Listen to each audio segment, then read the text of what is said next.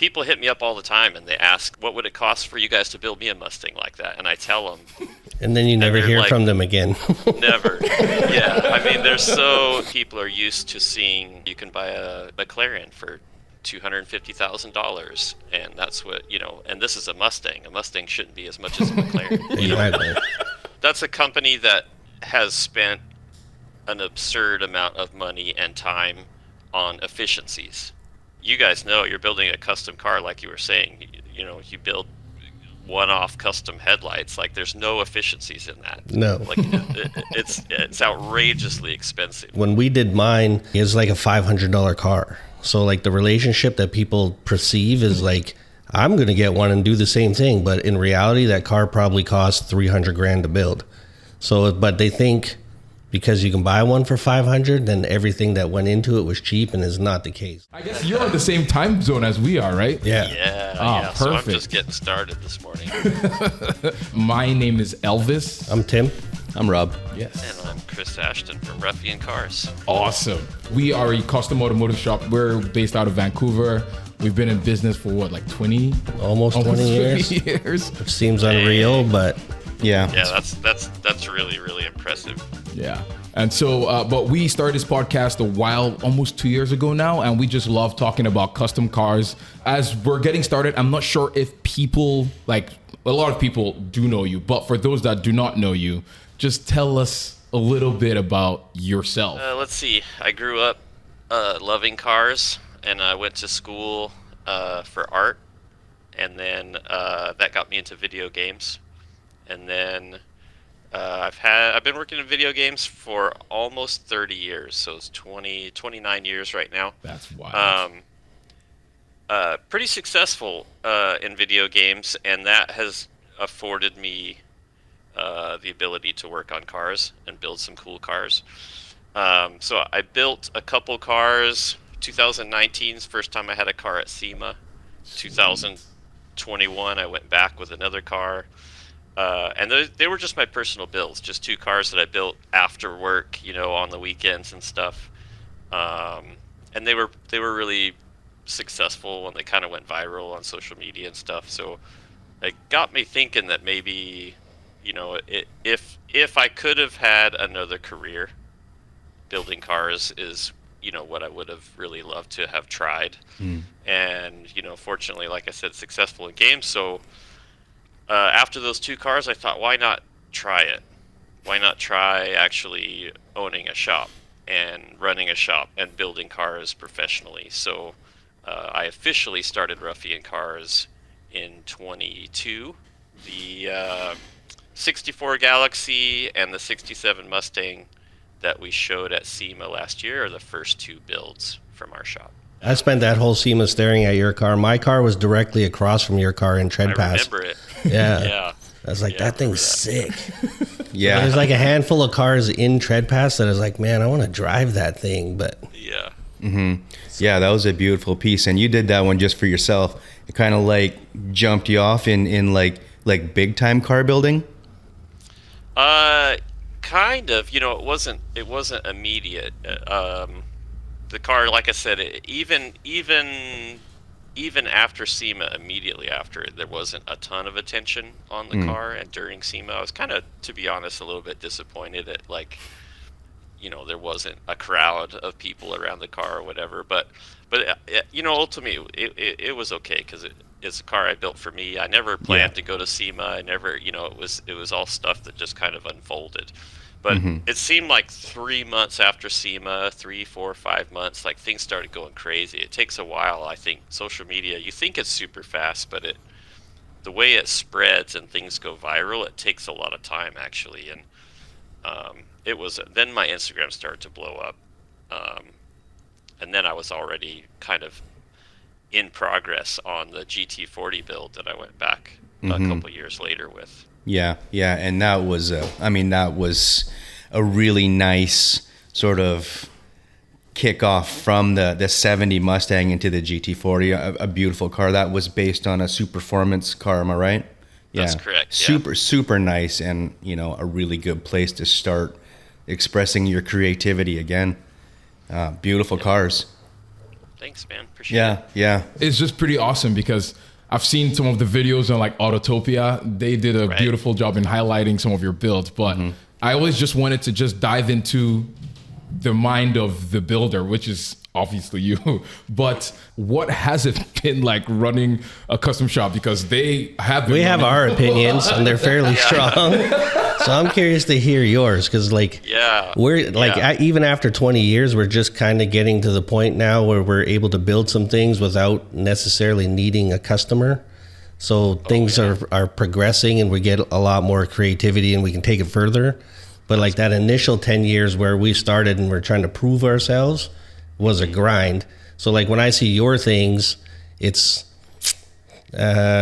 like all the things that I've watched of your stuff is like you kind of really geek out over the details, which is what we love to do too, but it never makes sense because like the big moves that you see are what people are paying for. And then we'll get a simple thing like when you're explaining the headlights on the GT40, to me, I'm like, these headlights are like $35,000, which we do all the time. And it's like the stuff that people focus on is like, like I can put a quarter panel on in a day, and they think that's the big ticket thing. But there'll be like a little bezel that we'll spend 3 weeks figuring out and making it perfect. And it's like, that's what I've noticed about your stuff is like you clearly geek out over the details like the same way that we do, and now we're finally getting to, and then technology has allowed us to make everything exactly the way we envision it, which has been for us like a crazy transition, but it's been an expensive investment. But it's like, now it's wild. Like I feel like I'm starting over again.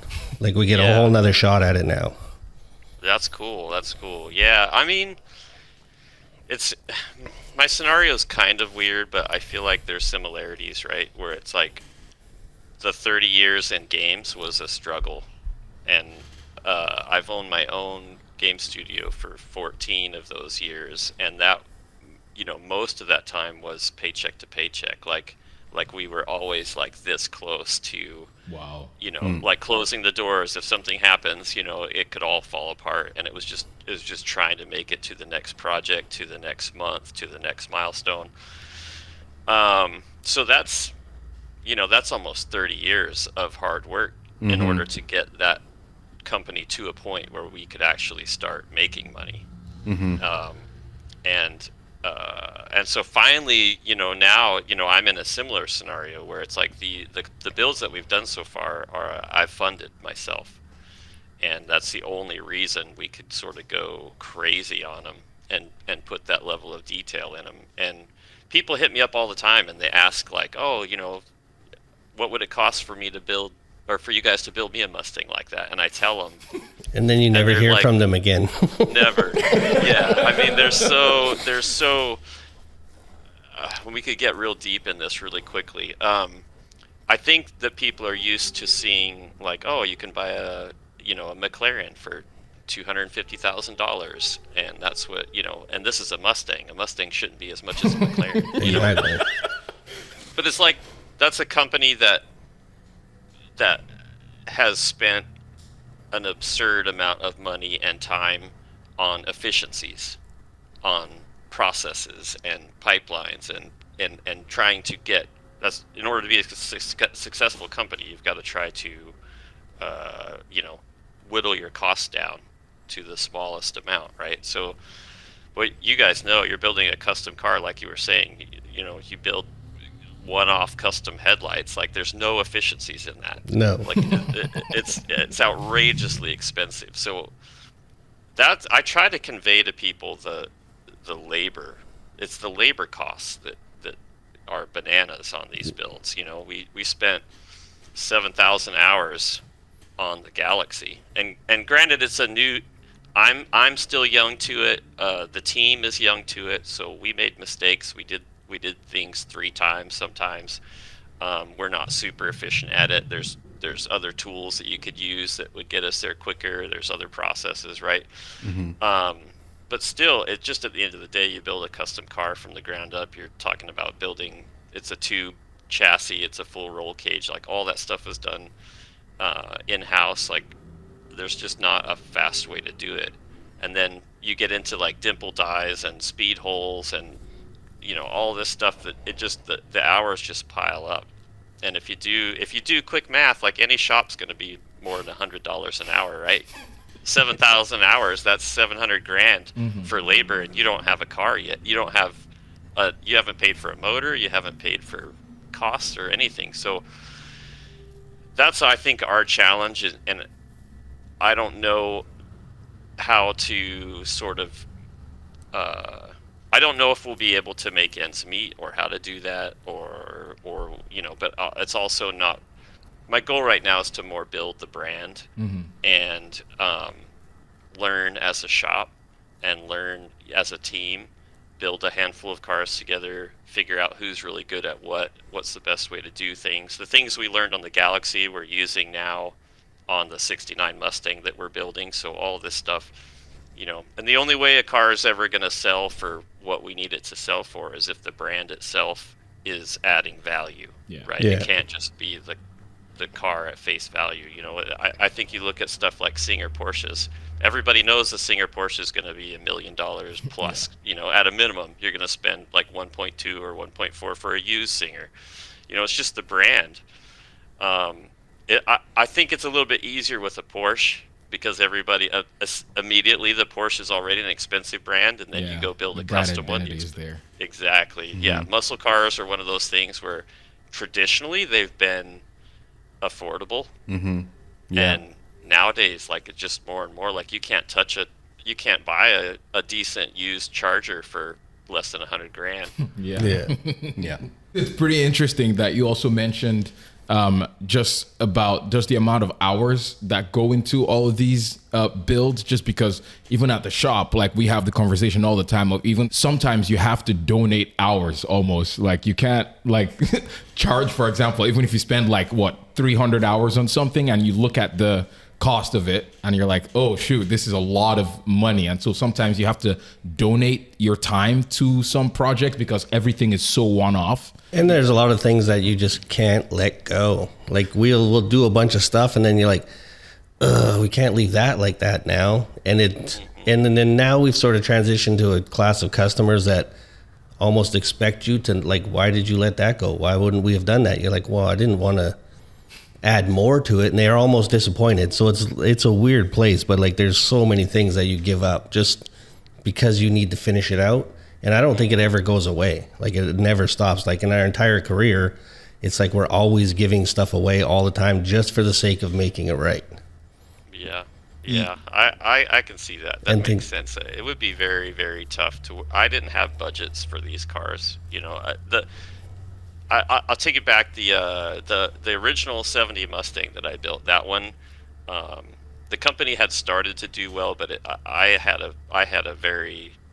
like 100K to play with, and that included like paint and body and stuff. So that one was on a serious budget. Like, there's a lot of that car, that the whole interior, the underside of the car, the trunk, the engine bay, that's all rattle cans, like. That was a serious budget. Yeah. So yeah, I can't imagine. I didn't even want to go to car shows. I didn't want to commit to SEMA because I was worried that we were going to get close to the date and have to cut corners and have to make decisions on these cars that are very special to me. We'd have to make them not what they would have been. In order to make the date. So that was scary. Yeah, no doubt. When you're doing it for yourself and for no other reason than to express your creativity, get hands-on for something very special and dear to yourself, cutting corners for the sake of meeting a deadline on a show is not really an option, right? So you start talking about hours spent in developing your vision. You could get like however involved in your timeline and realize, wow, this decision that I had to make this piece, it doesn't quite work well with the overall scope of my project. I just basically got to go put that on the shelf, and it's a piece of shelf art now, and start all over. And that's just one of those kind of things. And you don't want to really compromise, your expression in any way. No show is ever really worth it for that. So sometimes it can be very, very difficult to commit to a deadline like that. Yeah. Although each and every one of us kind of needs a hard deadline, on occasion to kind of to get shit done, and it helps for that, but not at the risk of compromising what your overall idea is. Yeah, and it's tough. We knew that going to SEMA was part of building the brand, and that was super important. And what I wasn't prepared for is like, I didn't know that you had to commit to a space. Oh, like what, 9? Like it's like 9 months or something in advance. Yep. Oh yeah. And not only that, but you got to pay for it then, and then it's not refundable. They're like, "Oh, it's refundable for 24 hours," and I'm like, "What good does that do me? Yeah. I'm not gonna know anything more tomorrow." Yeah. So true. You know?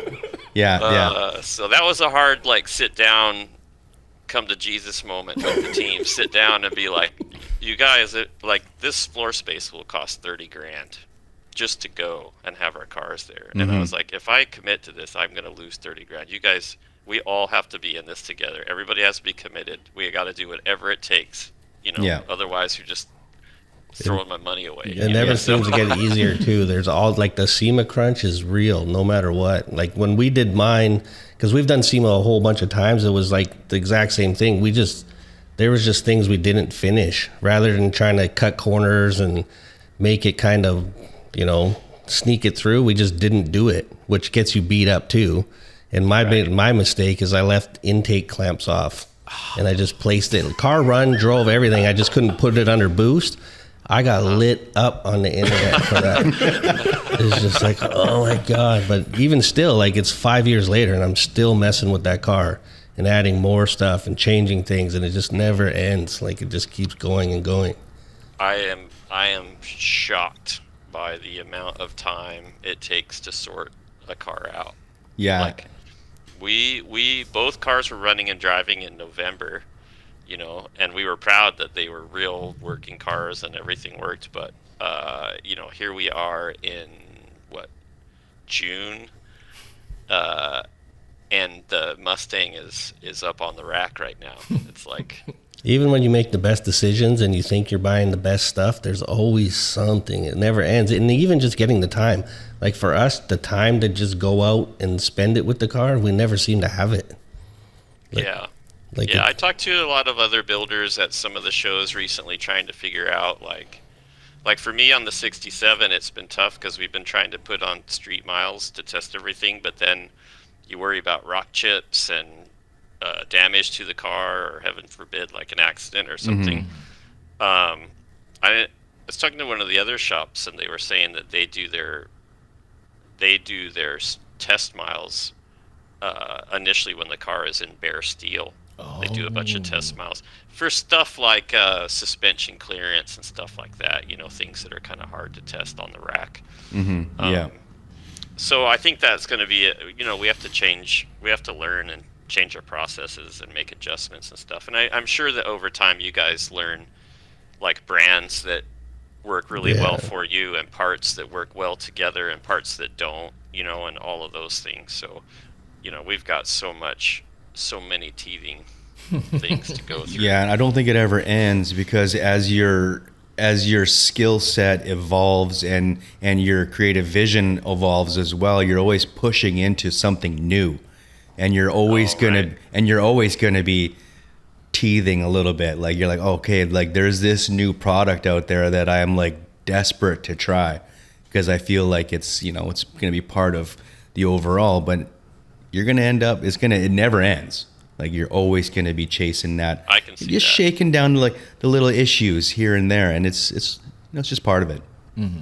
And so I'm curious to know what your process in all of this looks like, because for some people it starts out with the engine, I have to have this engine in this car, or for some people it starts out with a car, for some people it starts out with a design that they've always thought of or they've had. And so what does that look like for you for all the cars? What does it start with, and does it vary between each? It does, yeah. It varies quite a bit. Some cars are just on my bucket list, and it's oh, that's what happened with my 68 or my 70 Mustang. It's just that's my favorite body style of Mustang. If I could pick anything and build it, that's what I wanted. So that was the first car that I built. Up until that point, it was all mods and modifying cars and doing a little bit of here and there, but this was the first like down to a shell, like build it the way I wanted to build a car. So sometimes it's sort of bucket list stuff. Sometimes it's and I'm going through the whole gamut, right? Because we're a new company, but we built the '67. We bought 3 Mustangs because mine was so successful. It felt like, okay, if we're going to try to do this and make it sustainable, then maybe we should probably focus on cars that are popular. So even though I like cars that are funky, personally, like the Galaxy, we felt like Mustangs there's not a ton of shops that do like pro touring Mustangs, so maybe Mustangs would be their popular cars. So we bought the '67, the '69, and we have a '70 that we bought. We bought 3 Mustangs with intent to build to sell. And then we had to sit down and think of like themes, like what's the theme for each car, because I don't want to build like the same car over and over, although that would be easier. Creatively, I just want everything for each car to be its own thing. And then we have cars like the El Camino, the mid-engine El Camino that we're building, where it's like that came about because I bought one of those motors. I bought a 632 after they showed it at SEMA. It took a couple years for that thing to show up because of the pandemic and everything, and it just showed up unannounced. Like they didn't send us tracking or notification. Surprise! Just 2 years later, it just we're going to lunch and the freight truck pulls up and they're like, "You got a motor?" And I'm like, "What motor?" Yeah, what? Forgot about it. Oh shit! So then, what are we going to put a 632 in? I don't know if you've seen those motors. They're outrageously Massive. They're tall. huge. Yeah, they're huge. They're gigantic. So we were like, well, what can we put it in that it fits? Yeah. You know, everything I've seen them in, they either have a absolutely like literally like a 15-inch tall hood scoop on them, or no hood, which I didn't want to do. Yeah.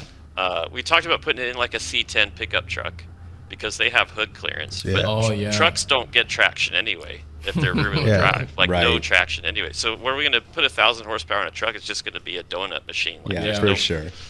I like to drive stuff on the track. You know, I like to drive stuff that handles the corner cars. So I was thinking about it, and I think Anna actually mentioned, I don't know if she was joking or not, but she mentioned putting it in the back of a truck because it would fit there, you know, because it's so big. And I was like, oh, wait a minute. Like, what if we did do a transaxle and we made it mid-engine? Like, that would solve the weight problem and the traction problem, at least to some degree, right? So then we could put it in the El Camino, and I really dig El Caminos. It was never on my bucket list to build, but they're really cool cars because they have a lot of, you know, they were muscle cars. They put big blocks in them and stuff. Really cool cars. But yeah, doing a mid-engine, putting it in the back, and letting the engine be the showpiece of the whole build, right? Like put it right out there. Don't cover it up. Don't hide it. Just it's out there for everybody to see. The car was chosen because of the motor in that instance. So it always varies. It's always some problem solving of some kind. Yeah. Yeah. That is so cool, because I know even and I don't know if you can speak into more of this, but for your car, the 190, you started with the car, right? Well, I had a 2.516 first that I wanted to modify, but then the values went crazy, so I ended up just buying a shell. And then, well, actually we bought like a grandpa car, like it was so mint, and then tore it all apart and went wild with it. And like what we were talking about earlier, like it's like a $500 car. So like the relationship that people perceive is like, I'm going to get one and do the same thing. But in reality, that car probably cost $300,000 to build. So, but they think because you can buy one for 500, then everything that went into it was cheap, and it's not the case. Like it was wild, but I just had to have that car, and I had a vision for it for like 10 years before I could execute it. And it's, yeah, now there it is. But it's like the same thing is like, I see you're selling a bunch of cars, and I'm watching, I'm like, this guy's got a bunch of the same cars that I wanted to do, but they just don't make sense. Because we talk about it all the time, like a 944 with like a, you know, blown LS would just be a rocket ship because it's such a great platform, but it just doesn't make sense. Like, no, because they don't, there's no value in it. There's no value at the end of it, and we get it all the time. And it's like, because I did it to one cheap car, people think it's maybe inexpensive to do, and I was like, no, this was the dumbest thing I ever did. And I can't sell it because I'll never be allowed to do it again. Like, If I even mentioned it at home, that would be it for me. That'd be done. Like I got one time and that's it. So Yeah, I don't know what to do about the value thing, because I can't blame people for not knowing. Like, it's impossible to, unless you built a car yourself, some big build, like you don't understand the hours. And unless you've owned a business, you don't understand how the hours correlate to, like, I gotta pay rent, I gotta pay healthcare, I gotta pay property tax. Like, it all goes crazy. People message me all the time and they're like, oh, I want a car like this and with a high revving engine and this much horsepower and my budget's 200 grand. And I'm like, well, I'm not your guy. yeah, there's nothing left there for us once we buy all those parts. It's so wild though, because like we did like an EV G-Wagon for SEMA last year, and it's like right away everyone's like, that's a waste of money, that's this, and it's like, in relation to what some of these other cars cost, is like, you don't think that's a waste of money, but this is a waste of money. Like, do you realize that's $1 million car? It's like, it's so wild. Like, I don't think people understand what it actually costs. Yeah. So it's a struggle for us all day. So like, we have to do those types of projects, which are like so far detached what we want to be doing necessarily, but at the same time, it's super interesting. It's something new. We get to take it to a really high level, but it pays us. It's like what keeps all of this going, because that stuff just doesn't. Like, it's like here locally where we are, we don't see those $1 million builds. We see people getting charged $1 million, but what comes out the door doesn't look like $1 million build. Like, it's crazy. Yeah, I don't know where you find those customers, and there can't be all that many. And my thought on it too was that, like, I know there are people, right, that are building or paying to have multi-million-dollar cars built, but I'm sure that they're already working with other shops, right? Yeah. They've already got a good relationship with a shop, assumably. So I felt like the only way we were going to find those customers is if it was like new money, like people coming up that saw Ruffian Cars on social media. It was their favorite car 5 years ago, 10 years ago, whatever. Now they came into money, and now they're going to come to us, right? So part of it is just like being patient and waiting. Yeah. And then the only other way is like if somebody gets upset with a shop, has a bad experience or whatever, and they're shopping around trying to find a different shop. So honestly, I'm trying not to focus on that stuff right now. It's like I had my career in games, and I got into this because it was kind of a chance to live a dream, and I'm trying to stay focused on that, sort of the day to day. Like a couple months ago, I just started thinking too much about the business side of things and trying to make it sustainable, try to make it work. And it started to stress me out. And I've already done all that with the game studio. Like I've already worked hard and stressed about the day to day for 15 years, straight, running a business. Like, Definitely. I don't want to Do it again. I don't want to do it again. So I'm trying to like enjoy it. I'm trying to come into the shop in good spirits and enjoy like wrenching alongside people that I like, and enjoying the process and building cool cars. And then I think, either the business side of things will follow, or it doesn't. But I still have great experiences and cool cars at the end of it. So I don't know exactly where the adventure is leading. I think you're headed down the right path, because like the branding side of it is amazing, and like even me as a builder, I was like, man, I want a Ruffian car. So it's like it's working for sure. It's working, and it'll come in time. Like it's because there is a lot of bad stuff out there, and I think people are just tired of it. So you can see that there's shops that are sort of rising to the top, because we just did a podcast about it, and it's like there's places that you can go because you know what you're going to get. So it might be way more than what maybe it's not. Maybe you had a bad experience and got ripped off and you got a pile of junk car. Whereas if it's like yourself or Roadster Shop or all these type of things, like the initial number might be hard to swallow, but you know what you're going to get. So I think there's some people out there, and we have a couple of them. Like, we're lucky enough to have a couple of really, really wealthy customers, and they never complain about the bill, but you just have to give them exactly what they want. Like, they know exactly what they want, and if you give it to them, they never they might grimace a little bit, like, oh man, that was a little more than I thought, but it's exactly what I want. So I think those people are out there. And I think you're on the right track to finding them, because it's like, I follow all your stuff, and it's like, even from the first car that was super cool, like I say, like that thing would be fun to drive. And out of 20 cars that were there, is like, some of them I just like, I wouldn't, whatever. But it's like, they're real cars. They look real. They look like they'd be fun to drive. Some of the stuff you see is like, that's not going to be good. And I can just tell it's not good. Right. Yeah. Yeah. It's been a hyper focus of mine, just because I get the most fun out of these things, like racing. Like, it's hard for me to go to car shows. I really struggle. Yeah. At least if I go to car shows locally, at least I get to drive the car, down to the show and back, and I really enjoy that. But yeah, I absolutely love racing. I do a lot of autocrossing, primarily autocrossing, which is like slower, like parking lots with cones. So you're not going to hurt anything. Yeah. That stuff challenges me as a driver, like my own skills and stuff. Plus, I feel like I don't know each car really until you figure out what the limits are, and you get a sense of its personality and stuff. So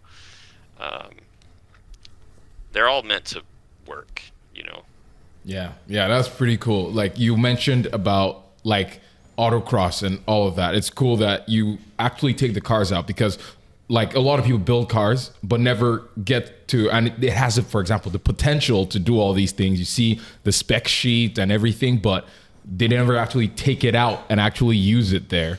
And it's so cool that you actually get to do all of this stuff. And so, like, where does that part come from? Like, have you always been like, okay, I have to test the limits of everything? Or is it like, where does that, come from? It was just, as I worked in games, I kept buying sports cars and trying to get faster and faster cars, better handling cars. So I think that just translates into building. It's like, I want the same thing when I'm building cars. Although lately, I think at some point you hit this threshold where it's like, okay, I've had really fast cars now, and so I'm not looking to go any faster. Like, it can get to a point where it's just sketchy, and you're doing really stupid stuff, and you're like, I'm going to go to prison. Like, I need to. Maybe I don't need a car that fast. And now I'm sort of getting into, I don't know if I'm just getting old, if this is what it means, but now I'm getting into cars that have sort of more character and style, that maybe speak to an era that I didn't get to live, So like the 67 Mustang that we built, it's very vintage. It's on 15-inch wheels and tires.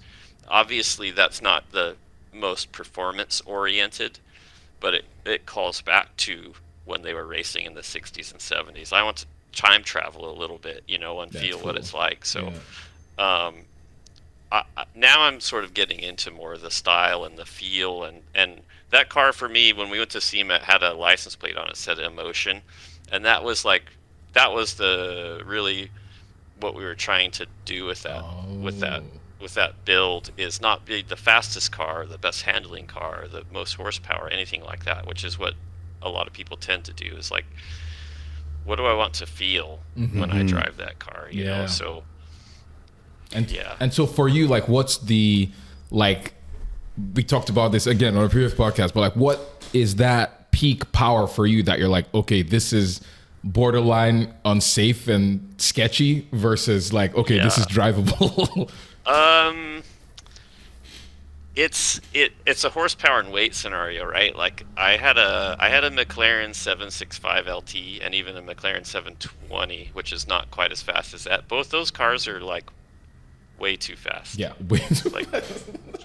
You get on the throttle on that thing, and it's really addictive because they make so much power that they pull torque through the first four, so you don't get full power, full torque until fourth gear.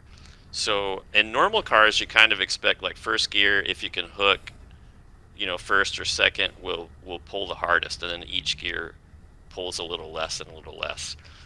In a 720, every time it changes gears, it goes faster. Going. Yeah. And you're like, what is happening? And so it's addictive. You stay in the gas, and then you look down, and you're doing 130 miles an hour on it, in a 45 or something. And you're like, no, this is really bad. Yeah. So I tend to like, for street cars, I tend to like the 500 horsepower range. You can do nice smoky burnouts in first and second gear. It's enough to make people laugh and have fun that ride with you and stuff, but it's not going to get you. It's not going to surprise you. You're not going to like kick off and go into a ditch or something. So we tend to be in the 500 to 700 horsepower range for most of our street cars. I told you. Yes. Yeah, no, that's good. That's a good point too, because like I know what you're talking about when you say 720S. Like I've driven 720S a few times, and it's like it is like terrifying. Like especially if you turn all the aids off, and I'm like, that is kind of way too much power. And even at that, there's probably still computers kind of guiding you. But I know even in your cars, like the Evo, and you're building, we can talk about your car later, Rob, the 240 that you're building with the LS. But even your car with what, like 1,000 something like that? Yeah, it'll do like 15, and it's like we're not even close, and the thing is terrifying. Yeah, like, completely terrifying. Like it doesn't even make sense. So it's like so many people throw around like this 1,000 horsepower, 1,500 horsepower. You get on the internet, and everything has to have 2,000 horsepower, and it's like, you guys have clearly never experienced anything close to it, because anything over like 650 is almost undrivable on the street. Like it's crazy. Yeah. Mm-hmm. Yeah. So I was like, 1,000 is ridiculous. Like it's completely ridiculous.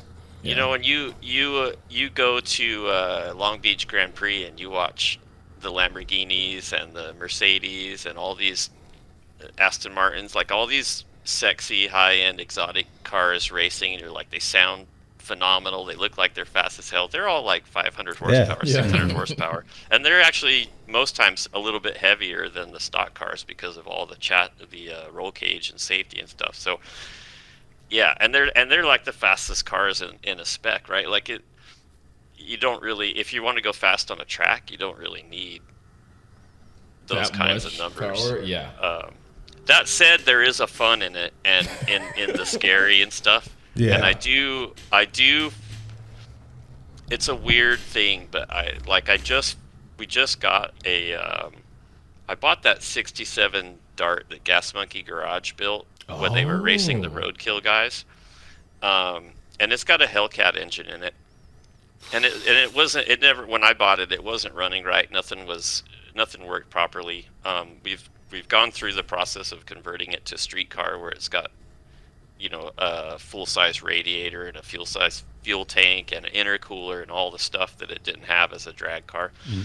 And that thing, it's got a power glide in it, and it's just a 707 horsepower Hellcat motor. But those things I didn't realize, dude, those things make so much torque anywhere, anytime. It will just absolutely boil the tires in first. And I got drag radials on it. It doesn't care. It's like they're not even there.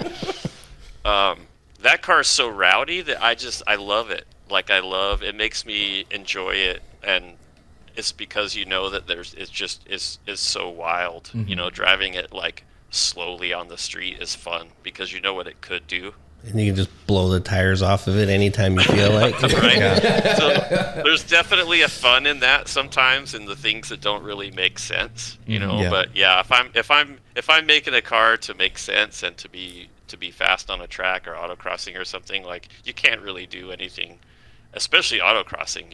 Miatas are just as fast as Corvettes out there. So true. Yeah. Yes, Yeah, I was humbled when I went to I think it was a track day, or what's it called, Big Willow, and the Miatas were just spanking everyone. I'm like, what is happening? Yeah. It's so funny. Yeah, people don't know. The Miatas are like the worst secret. Like they're not like manly cars at all, but they really out there to hurt your feelings. Yeah, exactly. Yeah. And so I want to shift a little bit to talking about like suspension geometry, or like learning or building, because I'm sure you don't know everything that there is to know about cars. And so even in suspension geometry, I know I'm trying to remember exactly where I heard it, but I know you talked a little bit about seeking help from people or like learning in the whole process of building suspension and all of that.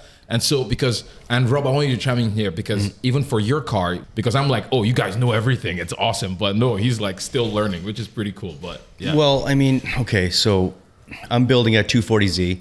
As a fabricator, I kind of wanted to like explore the options of creating something new and learning something entirely out of my wheelhouse. And so I took it upon myself to cut my car completely down to a bare shell, start building a whole chassis, driveline, everything from scratch. And it's been quite a process. You pay attention to what's going on out there in the world, like, you know, even with you, Chris, like watching what you're building, you know, hearing you talk about how, you know, you got a chassis by a very, you know, a specialized chassis builder. And it's like, these things all make sense. Yes. And so you have to learn these things from other people. So you reach out and you ask questions and you take notes. And do you actively go and seek out these people? Like, do you read about all of these things that you might not know? Yeah, well, YouTube is the great educator these days, right? Like, I mean, it's wild. You think about trying to learn how to use a planishing hammer 20 years ago, pre-YouTube, right? It's like you better get an apprenticeship in a shop or something. You got to learn from some old duffer that's been doing it for 30 years, right? Like, yep.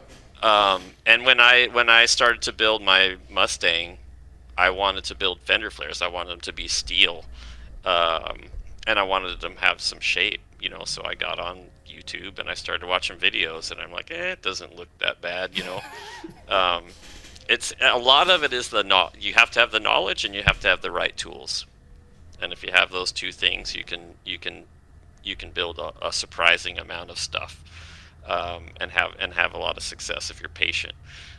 So YouTube's a huge one, but then of course some things get so technical. There are a few channels that I watch on suspensions and stuff, where guys break it down and show you diagrams and working models and stuff. And for me, it's just trying to understand it, and not so much that I'm going to build a suspension setup from scratch, but when a car is loose, you know, I want to understand why. I want to understand.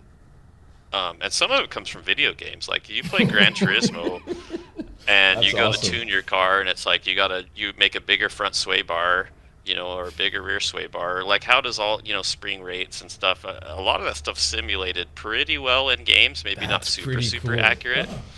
But if you understand that stuff, then you're able to tune it, modify it, troubleshoot it when things don't work. You have a sense of like where to look for the problems. So. I just try to understand it so that I can use it properly. But I do look to other people who, you know, like there are people who specialize in building chassis, right? Companies that specialize in, and they probably have a handful of people that specialize even within their company with like suspension geometry and roll centers and like anti-squat. And they know all of this like super, super technical stuff. Like I'm not going to be able to compete, like with the knowledge that somebody's entire career, you know, like I can't compete with that. So I like to leverage them, you know. So we tend to get chassis from other shops and stuff, but even then it's like you can get online and you can buy some really bad chassis setups for an old Mustang if you want, you know. And it's like they might look cool, no good, you know. That's like a transition that we've seen in like the last 10 years where this stuff actually has to start working good, because 90% of those chassis before were just like skateboards you put a car on, and they're so terrible. And then like in the interim, Rob's deep dive into suspension stuff is like he has an entirely new vocabulary now. Pretty like awesome. he's just throwing giant words out all the time. He's like, well, we better check the Ackerman angle. You're like, what? yeah, and at the same time, I'm still just trying to process, like you said, understand the vocabulary of it and just trying to understand it. And I'm, you know, I've always been a gamer too. So, you know, referencing Gran Turismo and Forza and all that kind of stuff, of course. Yeah, there's a lot to glean from those little things too. Just trying to like, you know, get a little bit of understanding and like put it into practice. It's and then like to Elvis's point is like we've built so many cars, but their purpose previously was just to look good and go down the road. So now you're trying to transition, plus you have almost unlimited horsepower. So these things are terrifying, and then trying to make them really good cars is where we put all of our focus now, and make them handle well and all these type of things. So it's like the whole thing has started over again. Like, we built a lot of shitty cars, like by today's standards. Is like, before, they just needed to look good. You put a big brake kit and sent it down the road, and it was a vast improvement over the way it came, but they still weren't good by today's standards. So it's like the evolution just keeps going, and now, like, what's out there and the information that's available is like, it'll bend your brain, like it just never ends. So yeah, and I've been impressed at the ability for some of these chassis shops to cater, do some custom stuff as well, because I thought it would always just be whatever's off, in their catalog. That's it, Well, but, we use roaster shop chassis, and now you don't even think about it. You're just like, nope, roaster shop chassis. Like, you don't even shop anything else around. This is what you need if you want to solve all those problems. And they've been great for us. Those guys are a good example where, like, we went to them with the El Camino, and it was like, I want to put a transaxle in this, but that the suspension, the transaxle goes right to where the suspension mounts. Yeah. So even I actually looked at a bunch of different chassis IRS setups because to see where the suspension arms were connected, to even see if it was adaptable to a transaxle. Mm-hmm. And roadster shops was, but not only that, roadster shops like, oh well, if we can get the CAD files off of the transaxle, then we can model it all in and make your mounts and adjust the suspension geometry and everything. And I'm like, well, what's that gonna? That's got to be crazy expensive. And they're like, it's not a big deal, We just want to see rad stuff.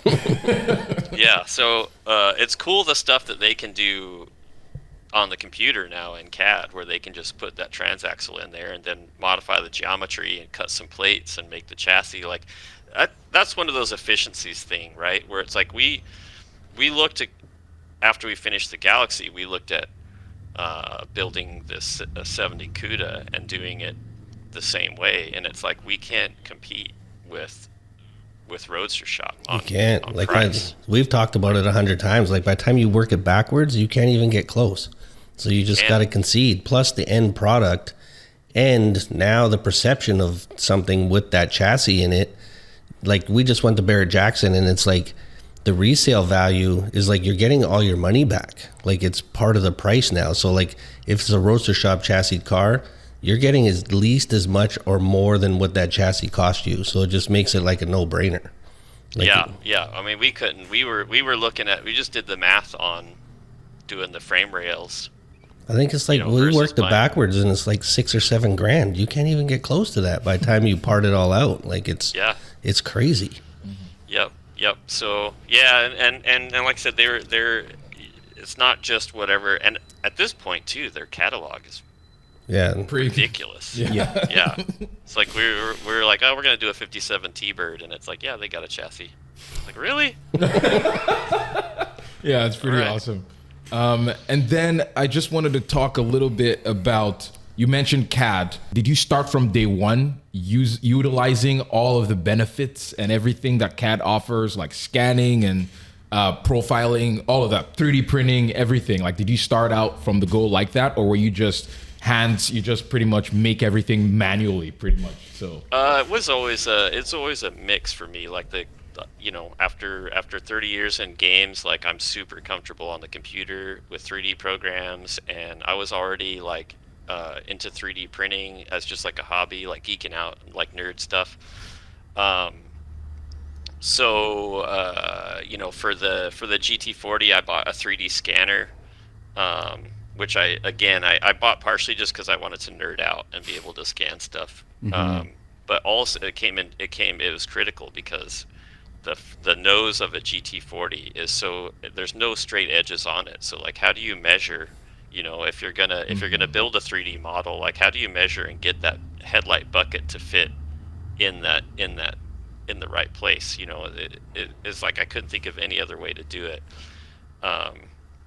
Unless you were building it entirely by hand, like one off, but building a computer, you can mirror it and then print two of them, so But it's a mix, like I said, the fender flares on it were using a planishing hammer and an English wheel and um, a bunch of the other stuff, vent inserts and brackets and stuff like that. I'll do really quick on the 3D printer. So it's a mix between, it seems like whatever sort of the best process is, and that still is evolving, like you guys were talking about. That stuff's evolving so rapidly. So rapidly. Like now we use so much of it. It's like you don't even know how you did it before. And it's like now it's like, oh, we'll just get Alex to scan it. And it's like Rob will be working away doing something in wireframe, and you're like, why don't you just get Alex to scan that and do this? And it's like, oh yeah. Literally, this happened yesterday. And it just always comes back to trying to be efficient in what you're trying to achieve, right? I mean, that's just it. Trying to keep up with what's new and how can I do this the most efficient? And like this the way technology is now, the things that you can create is just absolutely astonishing. Like blows your mind. You're like, wow, 5 years ago this wasn't a thing. Pretty crazy. No, yeah. I 3D printed the taillight, the aluminum taillight bezels on the Galaxy, and that kind of blows everybody's mind when they see that car and they look at it, the aluminum. They're like, "What? You can 3D print aluminum?" And I'm like, "Yeah, that's old news. Like they've been doing that for a while." Crazy. Yeah. The stuff you can make is so crazy because even for us, it's always like packaging. So like even the simplest thing, like the AC ducting under the dash, like you can make everything perfect and it looks OEM, which is crazy because it's almost insulting when people are like, oh, this looks OEM. You're like, no man, everything is custom, but it looks so good now. Like it's wild. And then that's like the detail part of it. Like now that we have that as an option, like for one of my cars, we're printing signal lights for the front because I always hated the way they look. And it's like, it's so crazy. It blows my mind. And we're doing it every day. And every day it's like, I'm just looking around the shop for stuff like we should fix this and redo this. And like, that looks like hell. Like, oh, what were we doing there? But it's like,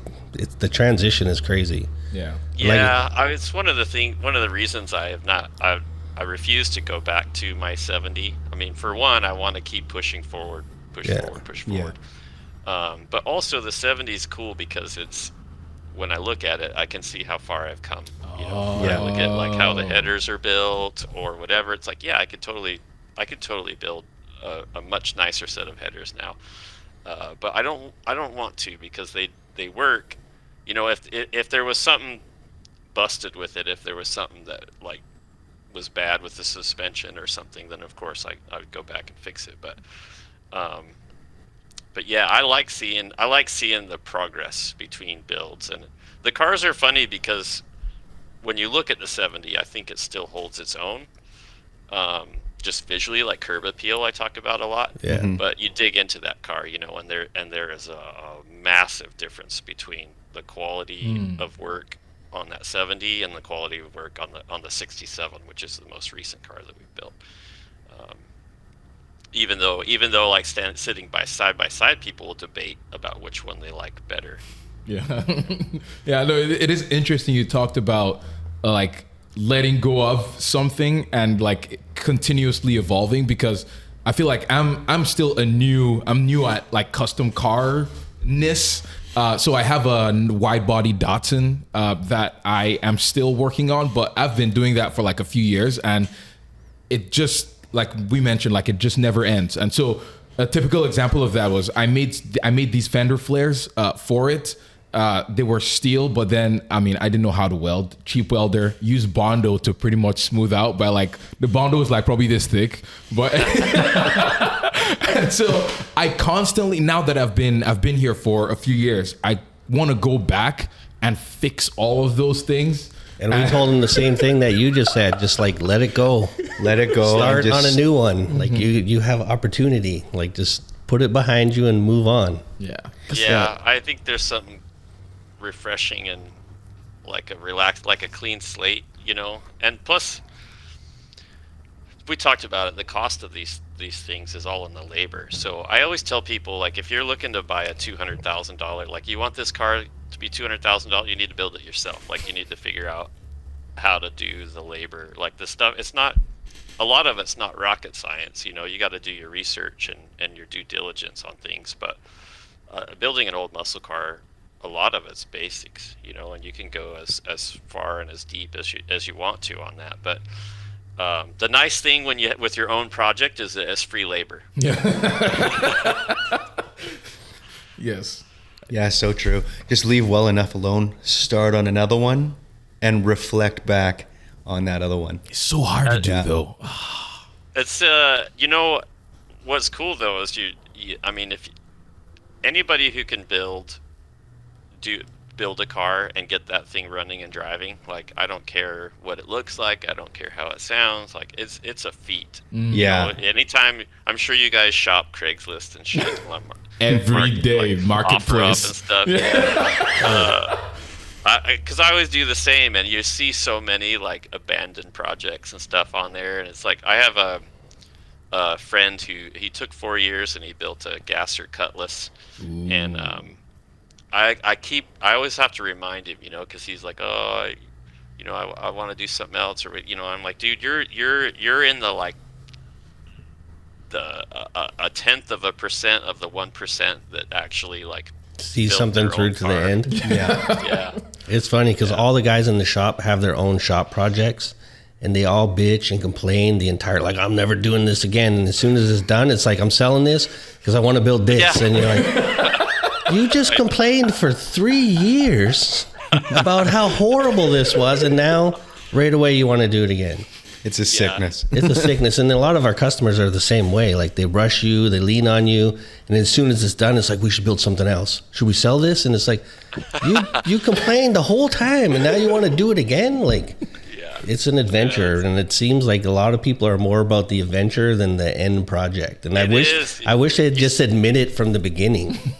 Yeah, you see that a lot with, especially with like kit cars, right? You see yeah. all these kit car Factory 5 cars, and it's not that they're like unhappy with Factory 5 and getting out of it. It's like, oh, I just finished this Factory 5 Cobra, and now I'm building a Daytona, and so I'm selling it. It's like, it's got 200 miles on it. It's Yeah. like, That's wow. insane. Well, obviously driving the car wasn't the goal, it was the getting it done, you know. But I heard once that one of the biggest factors in happiness is accomplishment, sense of accomplishment. Yeah.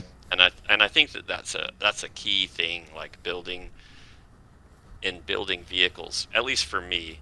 I also theorize that the caveman part of my brain wants tangible, like, I can touch and Yeah. feel the thing that I worked hard on, as opposed to video games. It's all virtual. It's all exists in the cloud or in this computer, and you can play it and experience it, but you can't ever really like touch it or hold it in your hands, you know. And it's like, I still enjoy driving my 70 Mustang, and that's something where it's like that 3 years of hard work, of stress and whatever, it still pays off. I still take it to car shows. I still autocross with it. It sort of continues to pay dividends, you know. So it feels super, super rewarding. And yeah, there's this massive high anytime that you like, I get, you know, quote, at least you get a car running and driving, and to where it's like mostly finished. Like, as we've talked about, it takes forever to sort them out, but Yeah, we're just at the point now where we're transitioning. We're like, we need to drive these things more and do more with them. And it's pretty cool, but that's when the sorting out part comes, and then it's like a whole nother batch of things.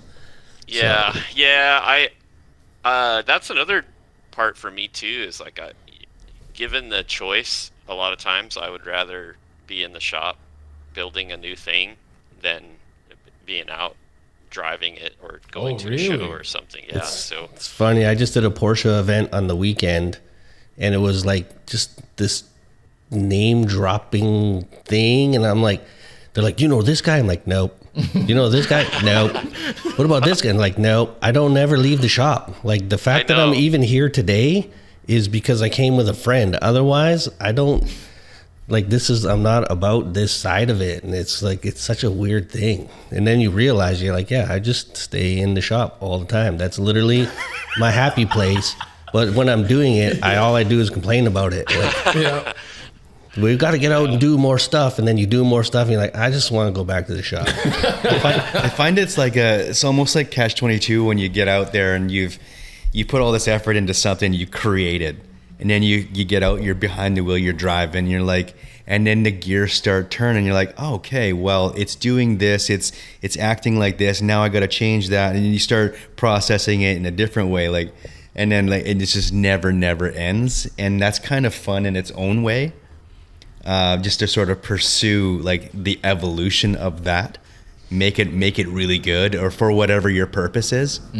That's Yeah, I watched a YouTube video with Alphaholics. Chris Harris was driving one of theirs. I don't know if you've ever Yeah. you've ever you know he's about Chris Harris is great because he always, at least in my mind, at least the impression I get is he kind of speaks the truth. At least, you know, he's not scared of talking shit about a car or product or whatever. So he's driving this Alphaholics car and he's just raving about it. Won't stop talking about how good it is, you know. And when we were building the 67, I was like, man, I don't know if I want to do this. Like, I already built a 70, now I'm building a 67. We got a 69 in the shop right now. Like, I don't know if I want to just keep. I don't want to get pigeonholed. I don't want to just keep building Mustangs. I was kind of sweating that, but I watched that video and it occurred to me, you know, Alphaholics was started by a father, and now the two sons run it, and so it's already generational, and all they build are these Alphas, right? So cool. And it's but like right now I think in the last year or two they came out with new versions of their suspension where it's like titanium suspension components and stuff. They're trying to get like super lightweight and stuff. But it occurred to me that like you can't make a car that good unless you've been working that problem for a very long time. You know? Like you need to be deeply invested, right? The Alphaholics team, they've been specializing in building those Alphas one after the other, and over time fixing those problems and making it a little bit better and a little bit better and better components and better, you know, suspension. And they know exactly what they're building because I had an interview with one of the sons that's running the company now, and he was like, yeah, we could put an IRS in the back of it, but it wouldn't feel like an Alfa Romeo, like you know. So they know exactly what they're building, and they're iterating on the one problem. And I feel like that's the one thing that made me okay about building Mustangs, you know, because I agree, like these cars, none of them are perfect, and certainly when I drive my 70, I'm like, oh, I wish the suspension didn't clunk, and I wish that, you know, this, and I wish that, and so it has been fun, you know, going into the third Mustang now.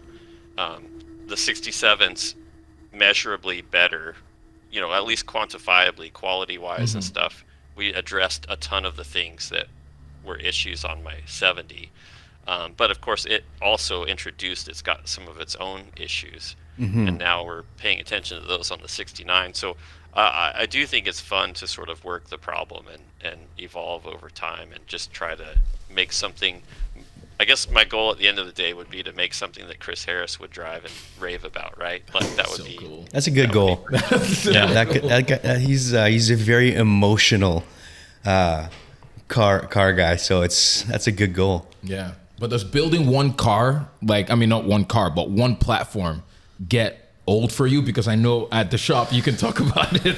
Yeah, it's like, so my 190 blew up, and then now everybody wants us to build 190s, and so like the conflict is like, I don't want to build the same thing over and over again, but then what you're just saying is that's probably the only business model for that platform that works, is to build those and solve all those problems and have it progress and evolve into a great product, but at the same time, we're not the smartest businessmen, and I don't want to build the same car over and over and over again. But I guess if you look at it that point of view and you dedicate to trying to make it the best possible version of what it is, it might make sense. Yeah. But yeah, I mean, I could see it.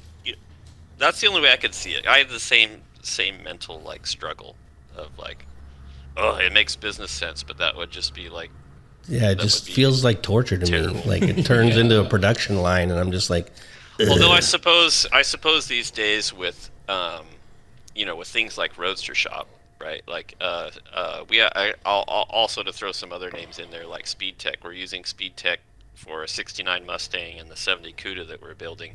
And they're the same control arms and the same spindles. You know, it's the same it's the same chassis underneath each car. So I think to some degree you can still sort of be on the same platform even if the car visually is different. Like technically it's a, you know, technically one is a Plymouth and one is a Ford. Yeah. But it's like, you know, by the time you put Brembo brakes on them and Fluidyne radiator in it, and it's like it's all these other brands. The only thing that's It's just aesthetically different. Right. Yeah. With every consecutive build that you do, even if it is the same platform, the character of it, you can manipulate the character and sort of the emotional sort of vibe that you get from it each and every time. Like a lot of the cars that you've done, Chris, like you could see that each and every one of them is like very different in its emotional sort of intention and what it's intended for. It's each purpose is different. Like your 70 was, like you say, autocross car. The Galaxy, you were talking about how it's a big track car, you know, and each and every one of them has an entirely different vibe. And no matter what, if you were to do, say, the Galaxy or the 70 or the 67 over again, it's probably going to be different in some sort of subtle way that strikes a different chord.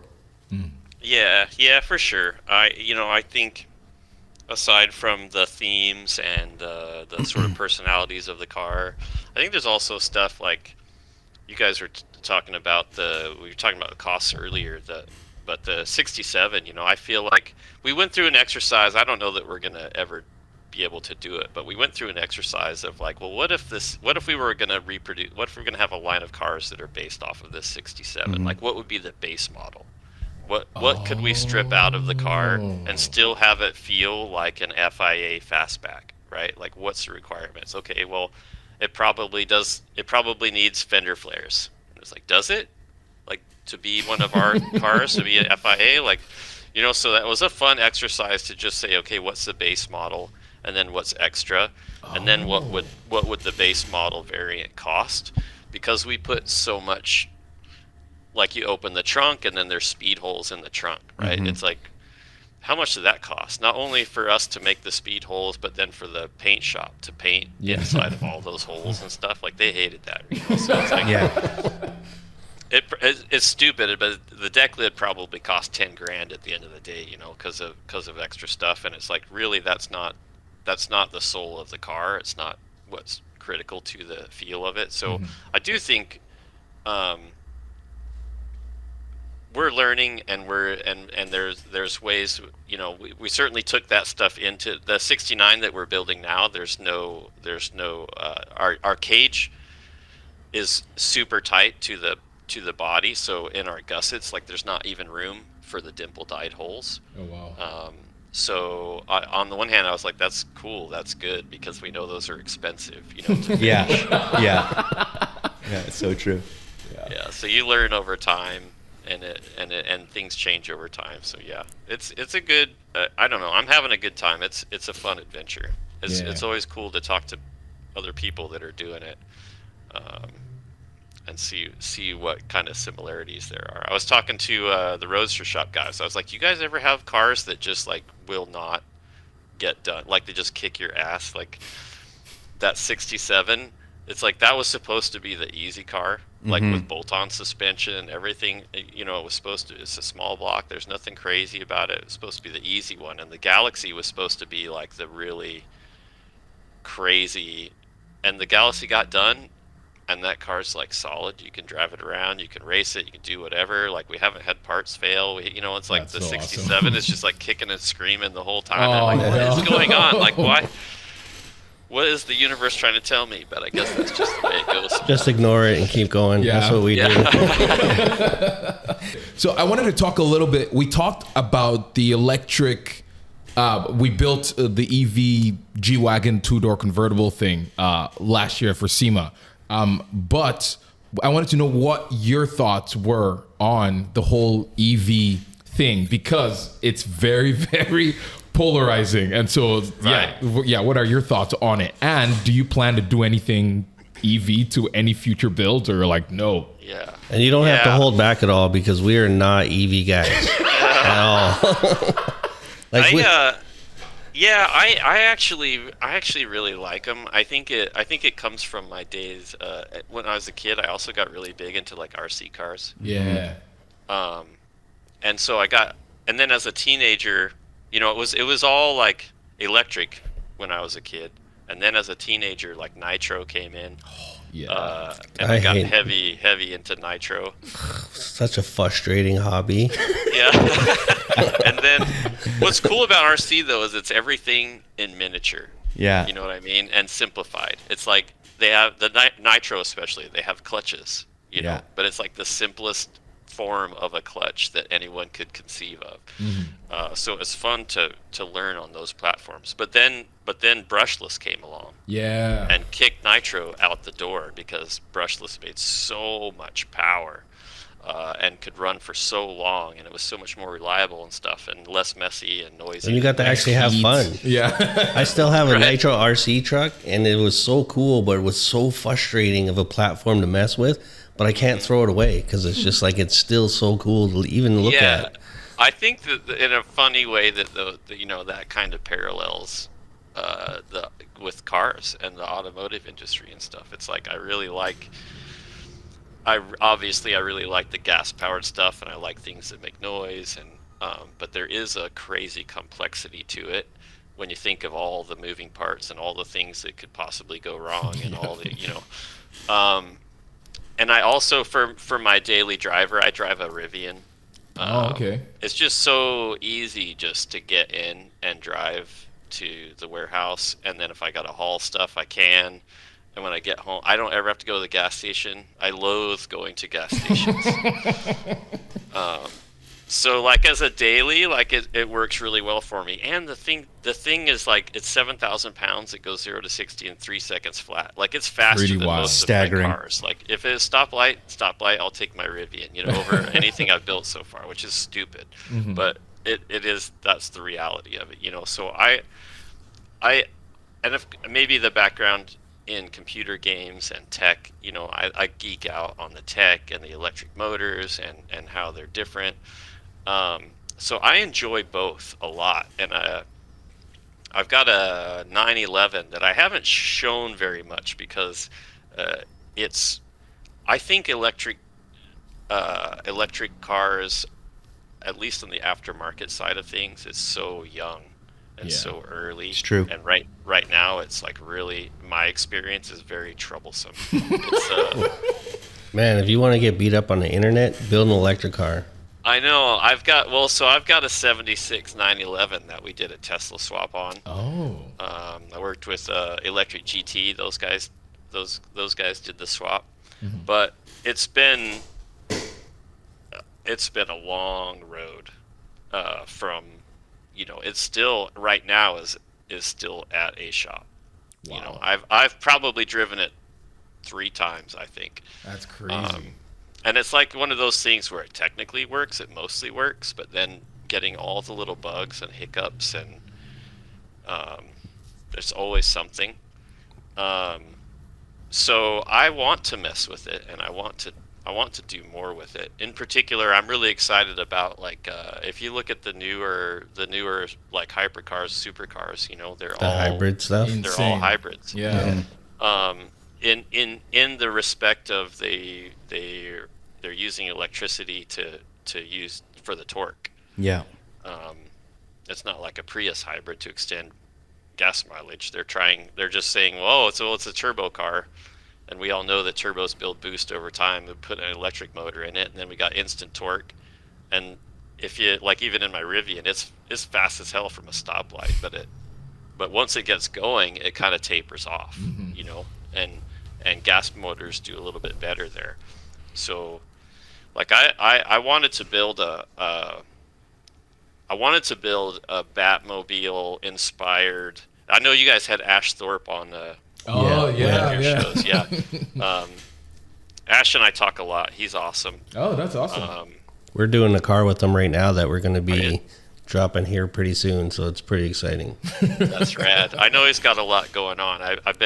We've been trying to work together on a build for a while, but he and Carlos, they always have so much going on. Yeah, he just jumped on a plane to Japan. We just had him like a Zoom meeting yesterday trying to work this project out, and then now he's gone again, and it's he's a busy guy, that guy. Yeah, busy.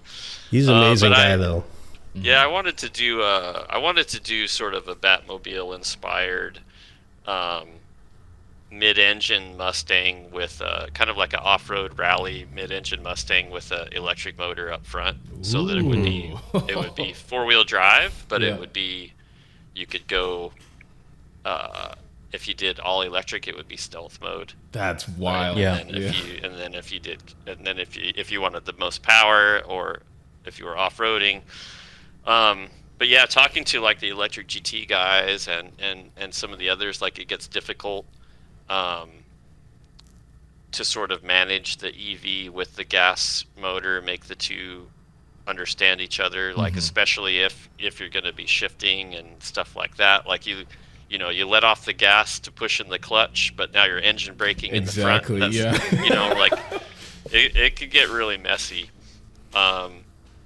Obviously, that stuff will continue to progress and get easier and more plug and play and better software and stuff like that. So I think it's coming, but yeah, there was some pretty wild stuff at SEMA that like Tremec was doing. So like once those guys are getting involved, there's real money getting behind it. So I think it's going to progress pretty quick now. Yeah, that they showed that it was just basically, it looked like an electric motor bolted directly to a transmission.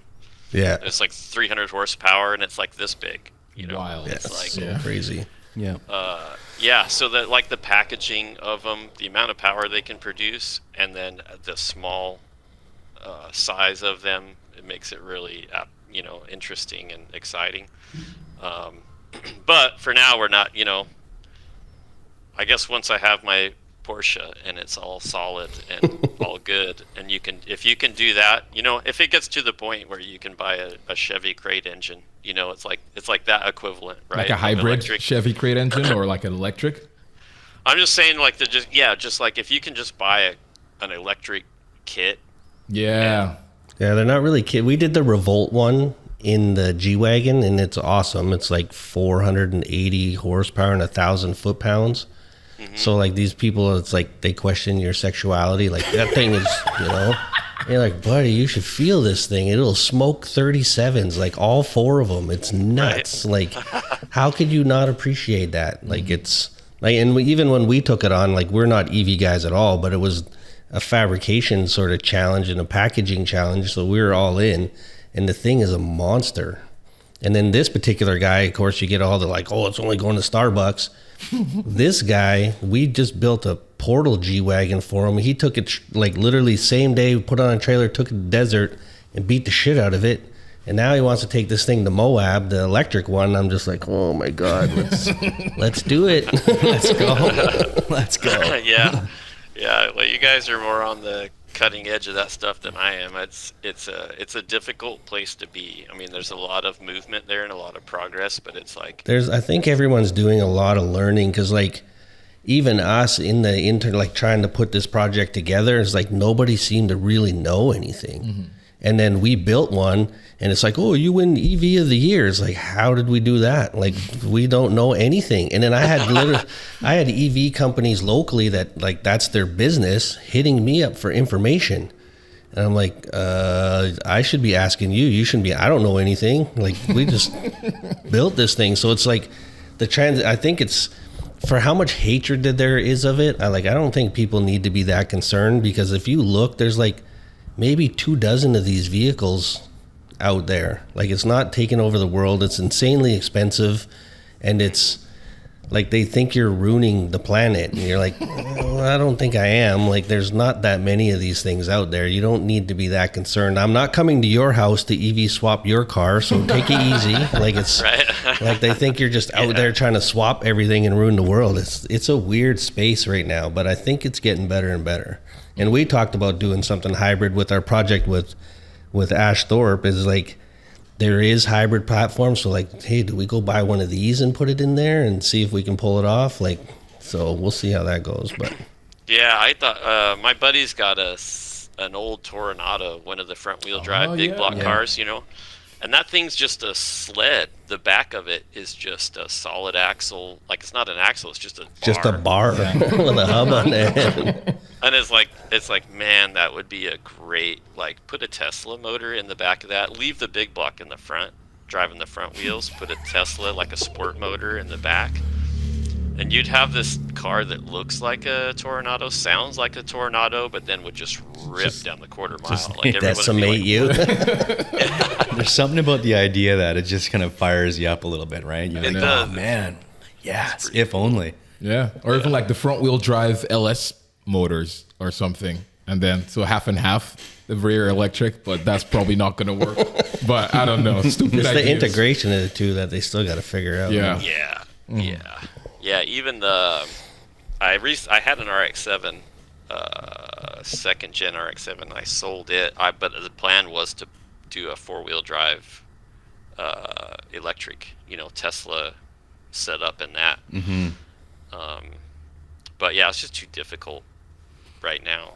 Yeah, Like I do well with the crate engines and chassis, and give me all the parts, I'll put them together. Yeah, but I feel like that one too is just like we're talking about crate engines and all that, because it's just makes it so much easier to work with all of that stuff as opposed to figuring every individual piece out yourself. Because I traditionally we pretty much, like, we just did a swap meet on the weekend because we had 20 years of parts from small block Chevys and all this kind of stuff that we had to get rid of because we just don't do any of that stuff anymore. Now you just buy a crate engine, put it in the hole, and it's so much smarter and so much faster because you're not chasing all these weird mix match combinations that you got to like almost be an engine builder / professional tuner to get anything out the door. Like, it's now and now they're making so much power. Yeah, we got a 1132 horsepower Wagner that it's like you don't have to do anything. You just put it in the hole and that's it. And it's a monster. Whereas before you had to be some kind of mad scientist to pull that off, and now you just buy it and it shows up and it's amazing, and it works so good. I can't believe how good that standalone Hellcat harness is. That PCM from Mopar. Like, dude, like, I've never had that experience of installing a motor and with fuel injection anyway, and PCM, and having it just like out of the box. Just work. Instantly fired up and idled good and ran good and just like on the money. That's so cool. Yeah, our first LS swap was like that, and it was like you hit the key and it just started, and we all stared at each other like, like Dom Conn, like, yo, is this like real life? Is everything okay? The distributor, like all the distributor's out 180, the fuel pressure is wrong, all that's none of that stuff. It just hit the key and like it shocked all of like, holy shit. Yeah, so for like from a business standpoint, like talking efficiency and whatnot, like that's a big part of what we do. A lot of swaps in that respect, but creatively on our own, in our own little worlds, we like mucking around with stuff that doesn't make sense. We just had a engine that was built. It's for a 31 Delahaye race car that we're doing for a customer, and it's like these two old guys were like, they're in their 80s, and they came in and probably because they dropped it off and they built this thing, and they cussed for probably an hour and a half. Like, I don't ever want to see this fucking thing again. All this stuff because they had to figure it out. This car had been apart for like 37 years and been through 8 or 9 different shops before coming to us. And it was like, we've done a bunch of cars for this particular customer, so he asked us with it, but it's just these two old timers. It was like I had so much fun just listening to them rant about how horrible it is. I never want to see it again, but man, does it run good. I'm like, okay, see, you guys did it. I was like, I can foresee your conversation on the way home because I had to bring it across a ferry and all this kind of stuff. And me and Rob have had this conversation 100 times. When you had something that kicked the shit out of you and then you dropped it off, and then it's just like this sense of like, man, I'm so happy to see that thing go, but it's become such a part of your life that it's like, what do we do now?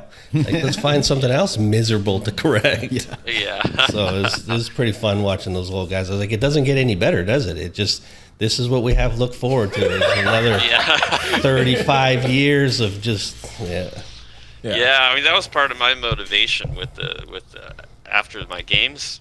You know, building a car is so physical. It's just that I did the math on. It's like, 3 years to build my Mustang. I'm almost 50, so if I figure I'm gonna have a hard time crawling under a car and stuff when I'm 65, then that gives me, let's say, 15 years. That's 5 cars. That's not enough. I again, referring to this swap meet, is like all the dudes out there were like 80, and they're telling me all this stuff, and I've had the exact same sort of epiphany that you did. Is like, okay, I have this car to do, this car to do, this car to do. I'm gonna be like 70 years old. So I was like, I have like maybe 3 left in me for myself. And these guys are like 75, 80 years old buying this stuff from us, and they're rattling off all this shit. I was like, are you gonna live forever? Because I was like, man, you're like breaking down 6, 7 cars, and I'm stressing out about getting my 3 done before I can't move anymore. Like, my knee hurts.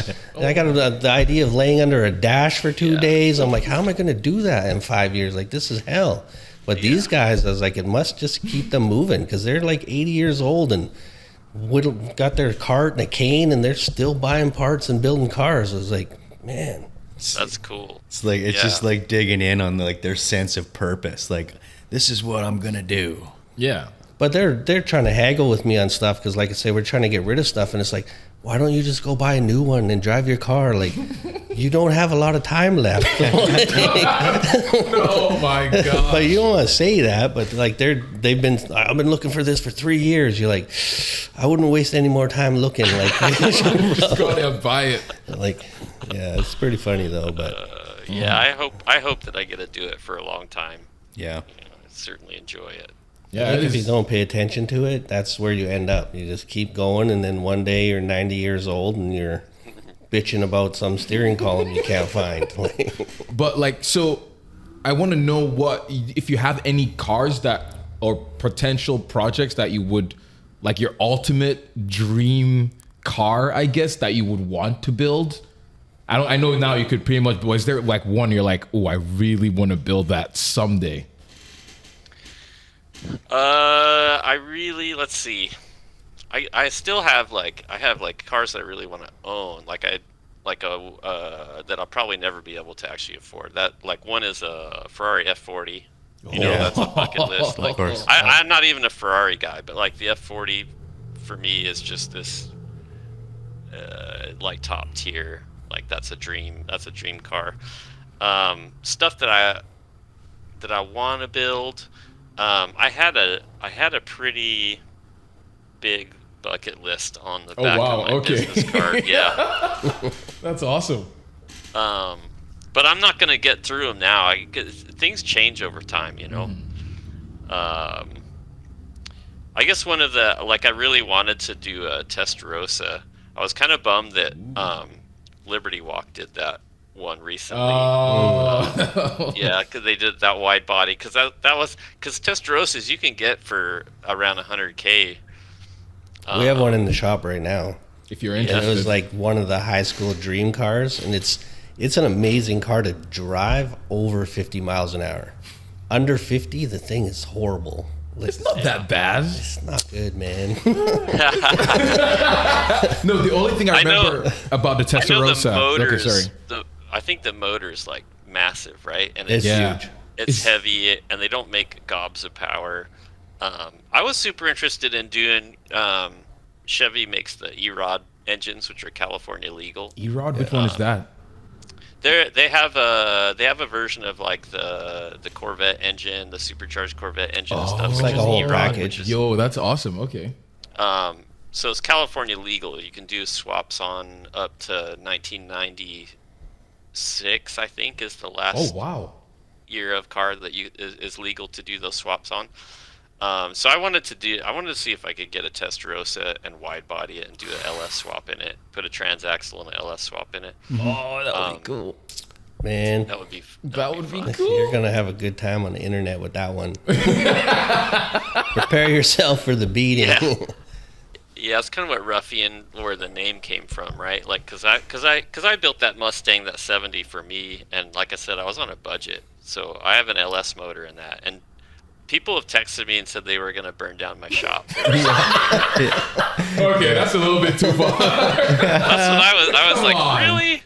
Dang. Wow, so passionate. I was like, we built some other Fords with Ford motors in them, right? Like, it's not all like there's some good. I have employees, like you can't. But that was kind of like I was wide bodying. A lot of people get mad. You cut up, you're cutting up a classic.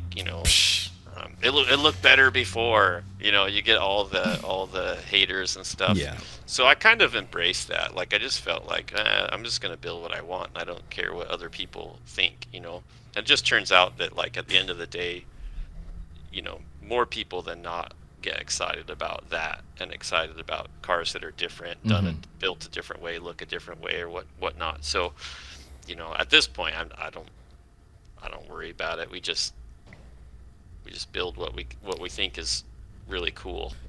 You really want to do like a Countach with an LS or something? Yeah, I'd love to do get a Countach car. Same thing, because I just want to see my ultimate version of it. Because we have a friend that actually has a Countach, and it's like he's like, it's the worst possible car to drive ever. Like, it's so bad that it's like you just look at it, because it's like the burn rate on what it costs to maintain is insane. Every time he takes it out, it's broken. It's miserable to drive. So I was like, I'd just love to get like one of those Prova kits and make it actually rip and handle good.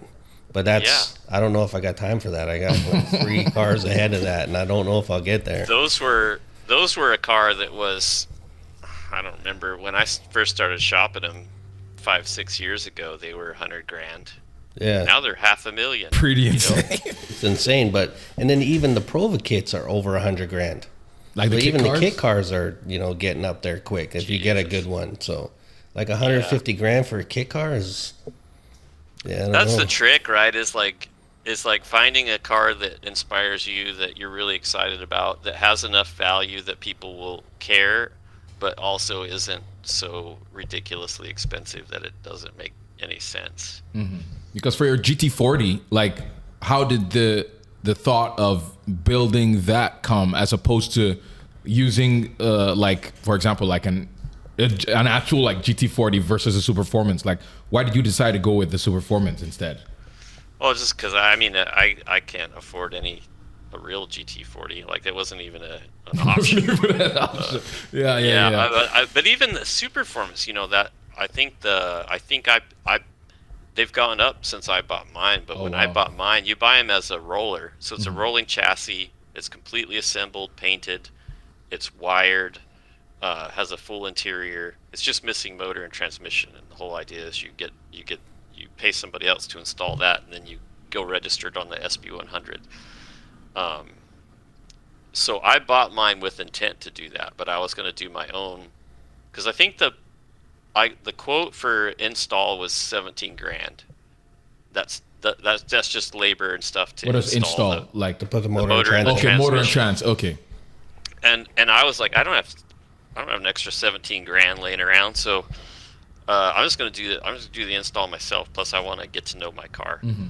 So I ordered it, but that was $170K for the Superformance car, and then you got to wait. Now I think the wait list is like over 2 years long. But that was so scary. The first time I cut some of the fiberglass on that car, I got the Dremel out and I started cutting into it. I'm like, what am I doing? Like, this is maybe a really terrible idea. we laugh That's about one it all the thing. time in the shop. When you get a brand new part that's like expensive, that somebody would just be stoked to have, and you're like, and I'm just like, oh my God, what are you doing? Like, oh, don't worry, it's going to be fine. We have a couple. Go ahead. We were so stoked. We got the '69 Mustang, and it was such a survivor. Like, it was a California car. The floors still were like painted. Like, it was still nice paint on the floors. Like, it was so clean. we and I was like, oh, I was talking to Speed Tech, and they didn't have at the time. They didn't have a Mustang chassis, and most of their chassis are like front clips. You know, you install like a front clip on a Chevy, or so they're like, oh, we're developing a Mustang chassis, and maybe we could use your 69. We haven't done a 69 yet. And I was like, okay, cool. So we sent them the car, and the first thing that they did was they shot a video of them cutting out. They cut the entire, the firewall, the floors, everything, and they show it dropping on the table, and we were all like, oh, Yeah. because we didn't know.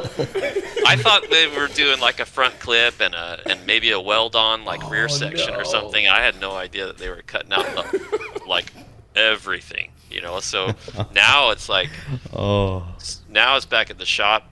The roof, after we got it blasted, the roof had dents, a bunch of dents. I don't know if people stored boxes on it or what, but the roof is all dented up. So we cut that off. We put a new roof skin on it.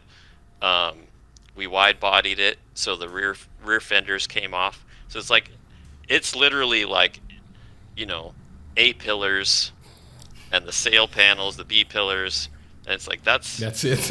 That's all. That's all that's left of that car. Somebody messaged me and they're like, why didn't you just start with like a Dynacorn?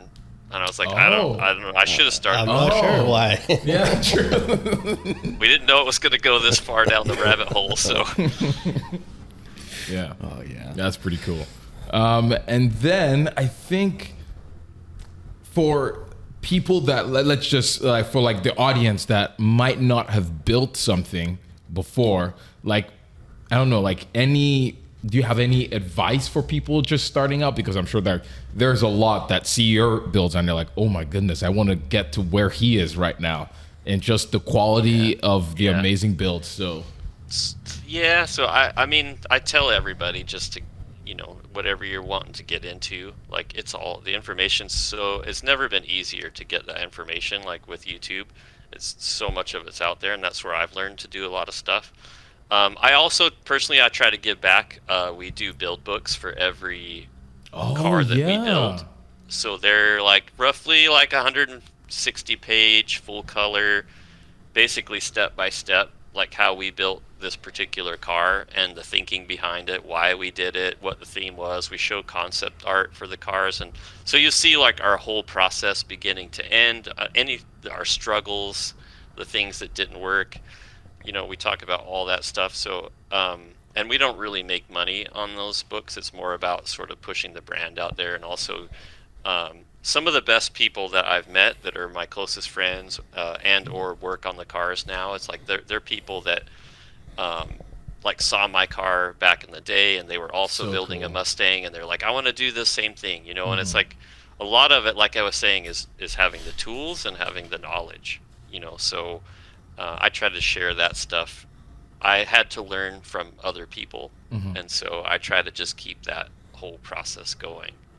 Yeah, that's pretty awesome. And I know you did mention that in the Autotopia video. I was like, oh, yes. And so I think I was talking to Rob about it a while back. I was like, oh my gosh, I need to get one of those books, because it's just, I feel like so interesting that you have a build book about all the details and all of that, because I'm sure whenever you're talking with people, a lot of stuff you don't even, when you're like, oh yeah, we did, like you almost forget that you did it, or like the amount of time that you put into some things.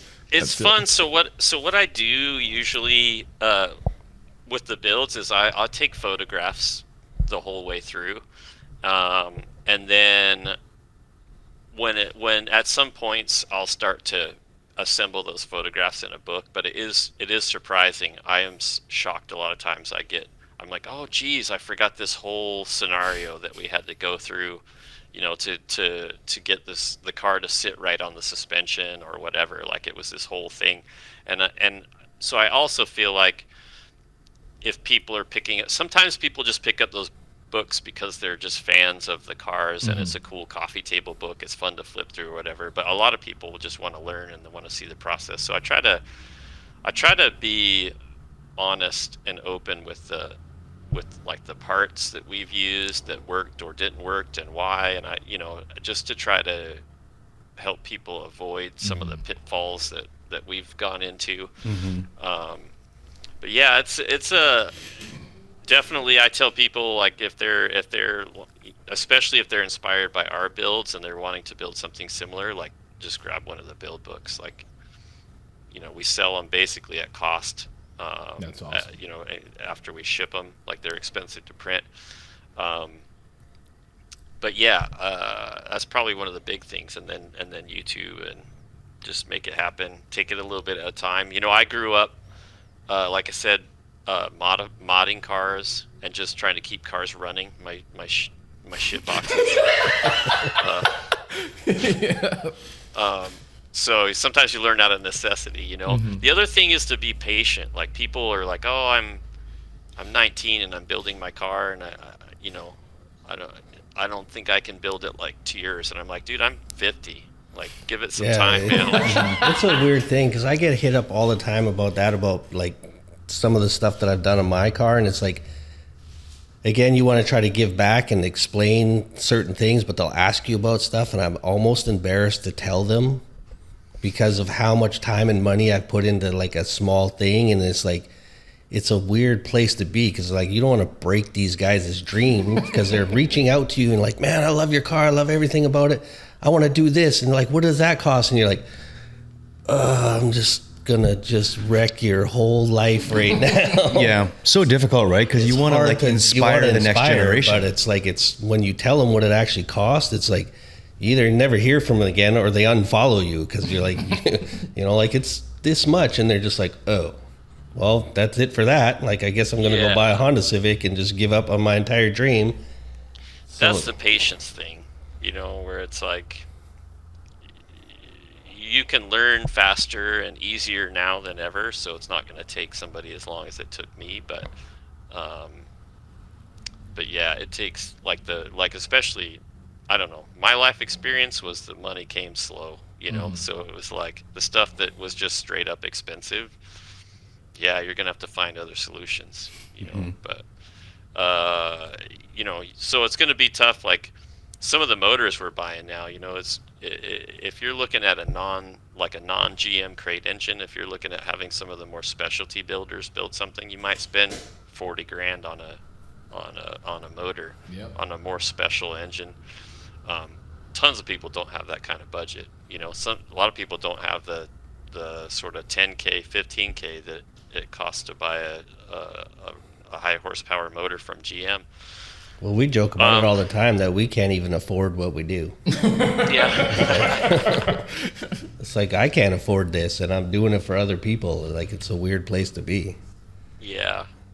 Yeah, I think that's where, people can get creative, though. I've seen so many, like, low-budget, cool cars, with, like, Chevy 350s or a dime a dozen these days. And I actually, like, really, I was kind of bummed that the rat rod movement, at least in SoCal, kind of disappeared. You almost don't see it anymore. It's pretty interesting. That was a super cool one to me, because people made it a point to like only build cars out of used parts, scraps, like even like used spark plugs. So like they would have different mismatched brands and stuff, I thought that was I often thought that at some point we're just going to be able to build a crazy cool car out of just all the takeoff parts that are sitting around in the shop. Yeah. Actually, that's good you mentioned, because we're literally doing something similar. So we had I'm not sure if you've seen the Lamborghini Urus that we're building, but so we got a wrecked Urus. We cut out the body, or they were going to throw it away, but we're like, oh, let's just see what we can do with throwaway parts from the shop. Like literally leftovers. And so we got a like Chevy Tahoe, like early 2000s, took off the body off of that, and then cut off the chassis of separated the Urus body from the chassis. And now we put the Urus body on the Tahoe chassis. And then we're doing a bunch of stuff twin turbo and a bunch of goofy stuff. We had leftover wheels. And it's turned into this whole thing, and it's like it was like a fun thing for us to do. Like, we didn't even intend to really do it. It's just like a few hours here, a few hours there. And now people just beat us up like, where's the Urus? We call it the Euroho because it's like a Urus Tahoe. So we call it a Euroho. And it's like, we joke about it because like we've built all this crazy stuff and put our hearts and souls into it. Then we take this piece of junk that's literally left over, and it just like went viral immediately. And everybody, oh, they only want to see that. And it's like, I put more effort into my center console than I have this entire truck, and nobody cares. So like it's wild. So yeah, I wonder if that's because you're doing it on the cheap, you know. Maybe. I think it's relatable, but even like we joke about it internally, like even that rolled over, like we repaired a Urus that had been rolled. So we ended up doing a whole bunch of stuff, and then we ended up with this leftover chassis, and people associate it with being inexpensive, but even the wrecked like body that I bought was like $25K.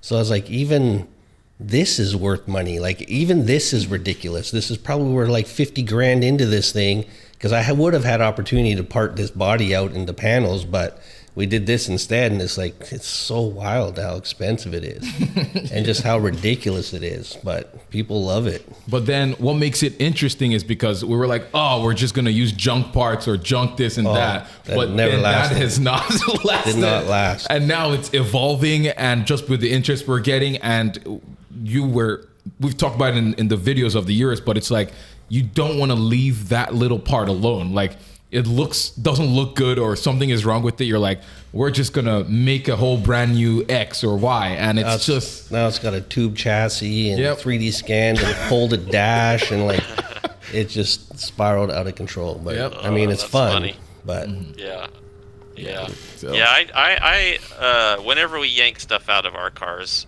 the cars we're going to build, the guys have first dibs on them for their own projects. That's awesome. It's like I'd rather somebody throw a 350 into their, you know, Cougar or something than us sell it to some random person. You know, we're not going to be able to get much money for it anyway. Yeah. So that's kind of fun. It's been fun to see. It's cool that your guys also, I say guys, your employees also have personal projects. Like everybody has a. everybody's got a thing going on. Like the lunch table conversation every day is just problem solving. Like, what would you do with this? How should I do this? Yeah. Or you're an idiot. Why are you doing that? Yeah. Yeah. Well, that's cool because then you know, everybody's doing it because they love it. You know, Yeah. if you're doing it also in your personal life, then you know you got the right employees. Yeah, for sure. So, We complain about it all day, but we still keep doing it. And it's funny because everyone's like bagged from work, and it's like, oh, I'm so tired, I'm this and that. And then every Saturday, everybody's here. And we all end up back here on the weekend. And it's like we bitch and complain about how we need rest and a break and blah, blah, blah. And it's like Saturday morning, everybody's back here doing it again. Like it's yeah, it's funny. so. Yeah. So is it similar in your shop where everyone just has projects of their own? Is everyone a car guy, gal? Yeah. So I kind of made it a point when I started the shop. It was like I really want to be surrounded by people who can make the projects better. You know, it's like I know I can build cool cars on my own, but I want to see what I can build with a team. You know, and that includes like ideas and passion and, you know, other perspectives. So I was really keen on hiring people that A, had their own projects, and B, the projects were different than mine. Like I didn't want to hire a bunch of people that were necessarily all building like pro touring muscle cars, you know.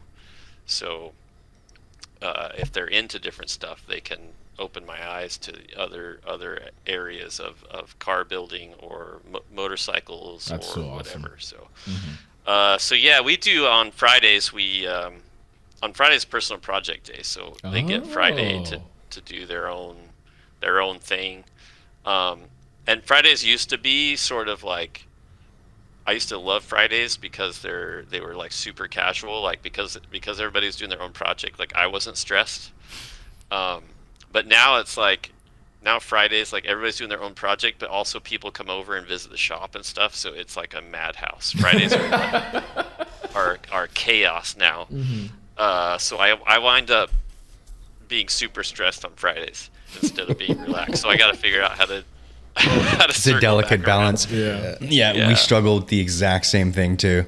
Yeah, you're like, oh, Our you just get Saturdays are bombarded. supposed to be personal project days, and it never works out because people know we're going to be here. So then everybody shows up and sucks up our whole day, and we end up doing nothing. Right. So I'll try to sneak here on like a Sunday morning and put in a couple hours and try to get something done.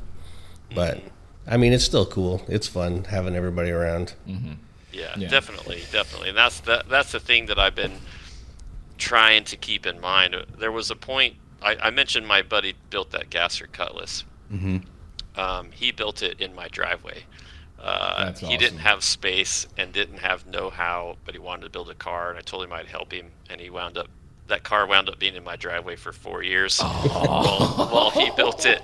And so he would come over on Sundays and work on his car, and I at first I had to help him all day on Sundays. Like, he didn't know how to weld, he didn't know how to fabricate, so I was helping him with all this stuff.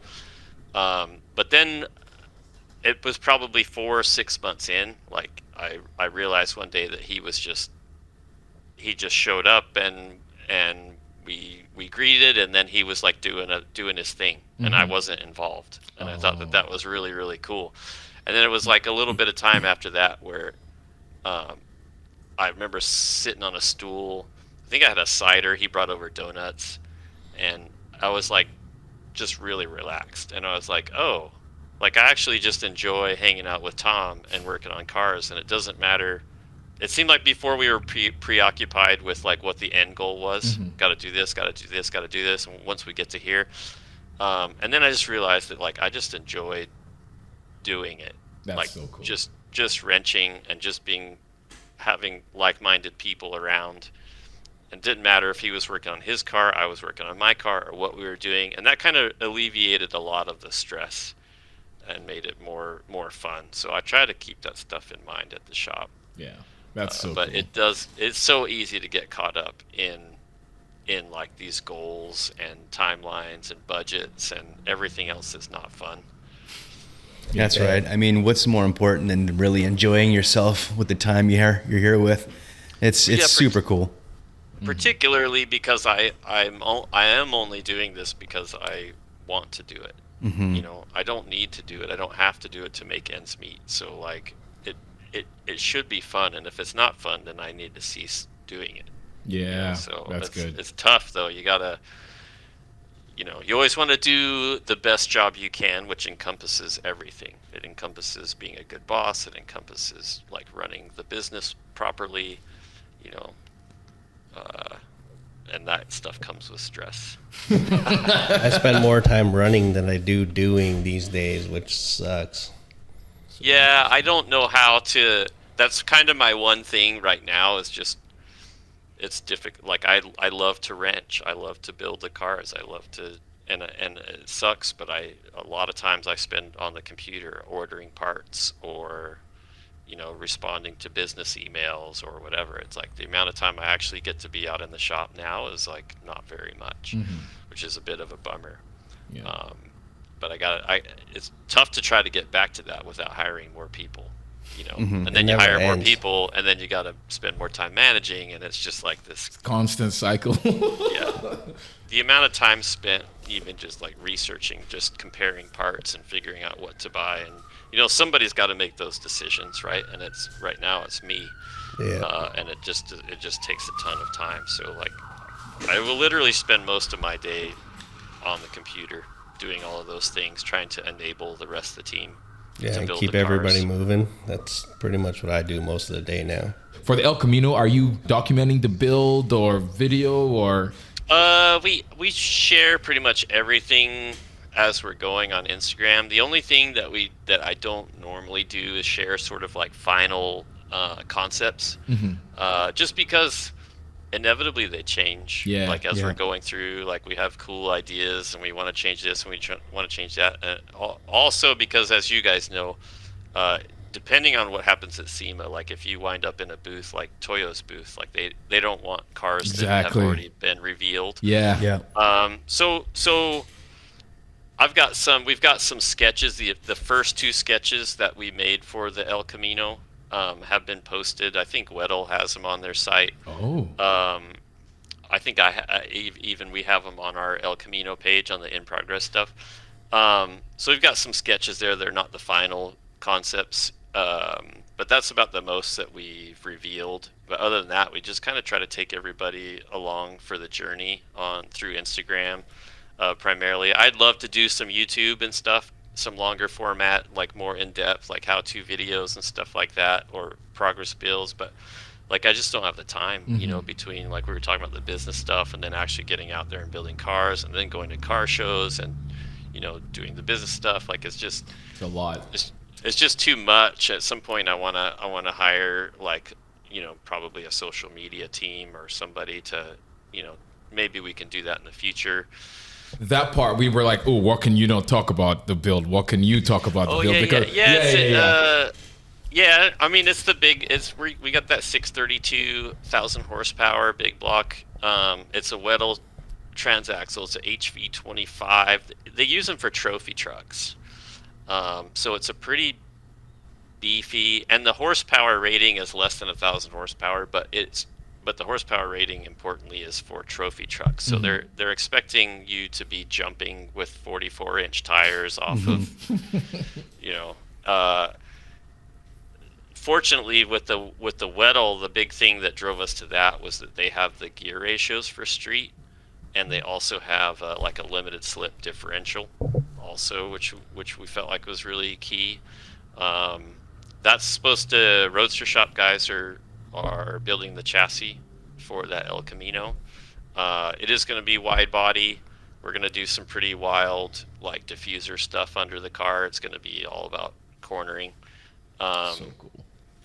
It's going to have the gas tank and radiator and stuff in the front, but it's, you know, I thought it would be cool because the engine's the star of the show, and it's not really a track car. It's just sort of a fun car, street car that I think we're just going to leave the interior looking, you know, mostly stock. So that when you get in it, it still feels like an El Camino, but there's this giant orange motor behind it. So awesome. And so, yeah, maybe we can dive into that later too, whenever you guys are further down the process and all of that, because yeah, that's a sick car. And so with that said, thank you so much again. Yes, thank you. Thank you guys for listening, for watching. If you want to follow Chris on any of his social media channels, Chris Ashton or Ruffian Cars, you can check it out. Check out the build books too. Those are pretty interesting. I'm probably going to order one probably today. Right on. Yeah. We'll send you guys some. Oh, sweet. Thank you. Awesome. Thanks for talking through the shop stuff. I love talking shop because I have a lot to learn. So I appreciate the insights. So do we. Everything that we do is pretty much passion based. I mean, if it wasn't for the joy of doing it, we wouldn't be doing it. You know, we'd all have real jobs. I think that it's the passion that gets you through the pain and the hard times, right? The stuff that doesn't make sense. If it wasn't for customers, this would be the best job in the whole world. Yeah. So we kind of look to you. I'm a little jealous.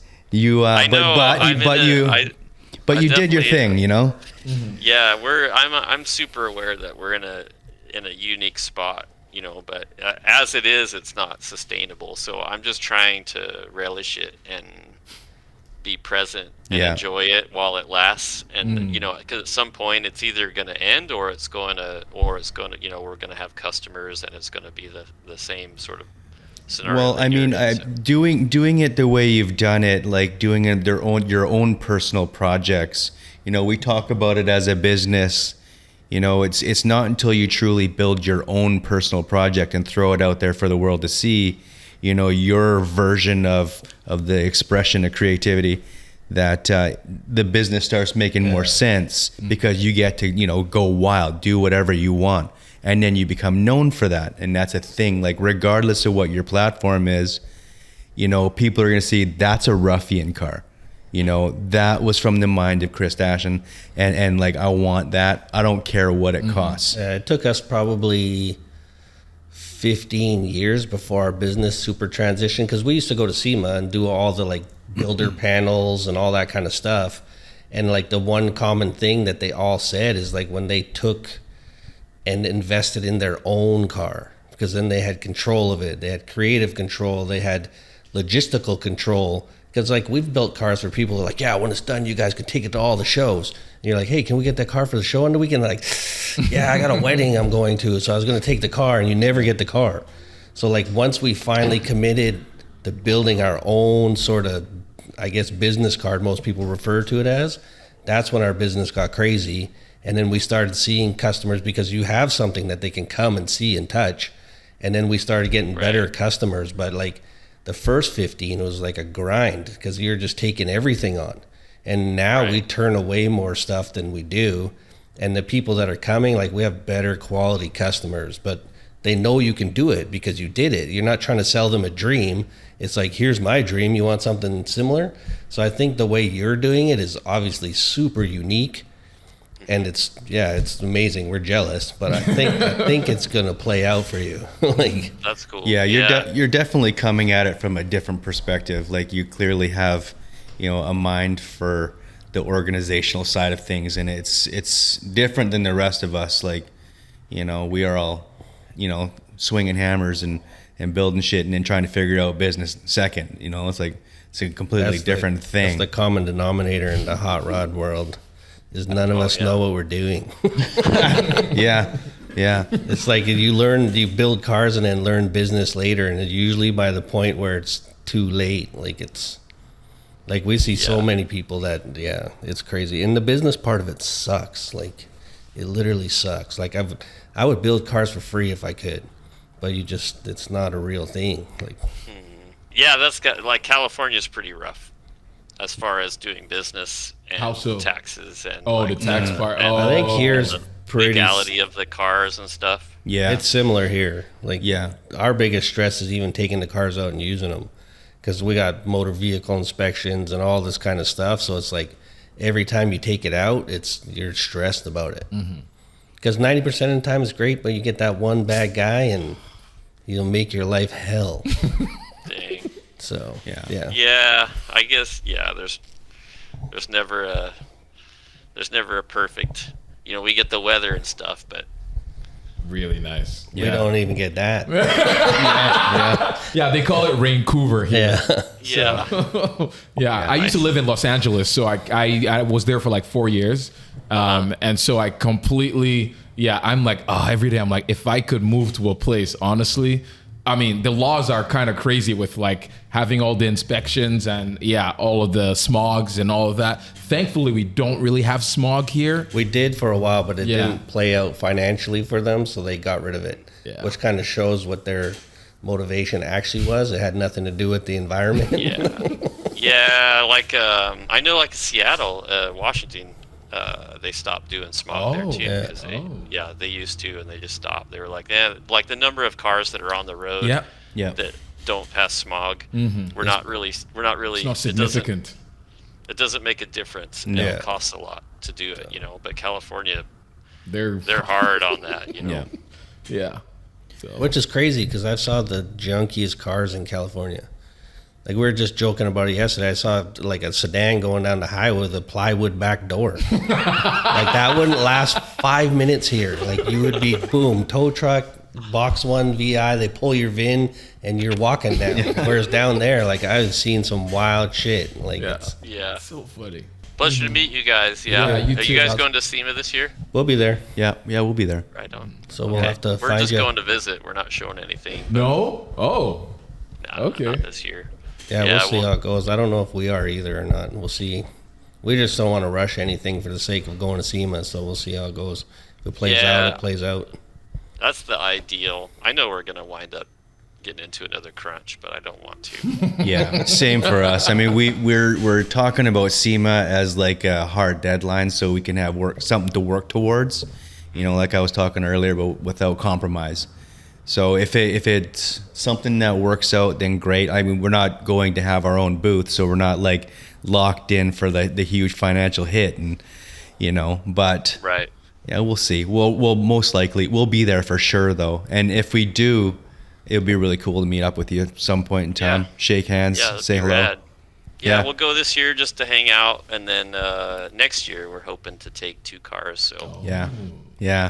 we'll see. Noise. It'll still come fast even next year. I know Like, it's for crazy. sure. We put out a thing that we weren't expecting any new work till 2024, and it was like 2 years ago. I feel like it just like that, and that's like now it's 2026. I was like, it sounds so pretentious. Like, we're not accepting any new projects for 2 years. 2 years went by in a flash, and it's like we're doing it again. It's crazy. How many cars are you guys building at a time? Right now we have too many because we're kind of still at the back end of COVID and all that mess and stuff that we're backed up. But it's like there's like 14 cars in the shop right now. But ideally, we'd like to have 4 or 5, like a couple of big projects, and then the in and out cash flow stuff that keeps us alive. Yeah, the supply is brutal. Like, I don't know another way to deal with it other than to, like, we only have enough people to work on 2 cars in parallel. Yeah. But I've probably got 6 right now in the shop that we're working on because you get Just stuck the way on the parts something for come. 6 months. Yeah, you have to. We're juggling all the time. Like it's We did that Lamborghini. ridiculous. And it's taken 2 years to get all the stuff for it, which is crazy. Yeah. So this guy's making payments for 2 years on a car he can't drive.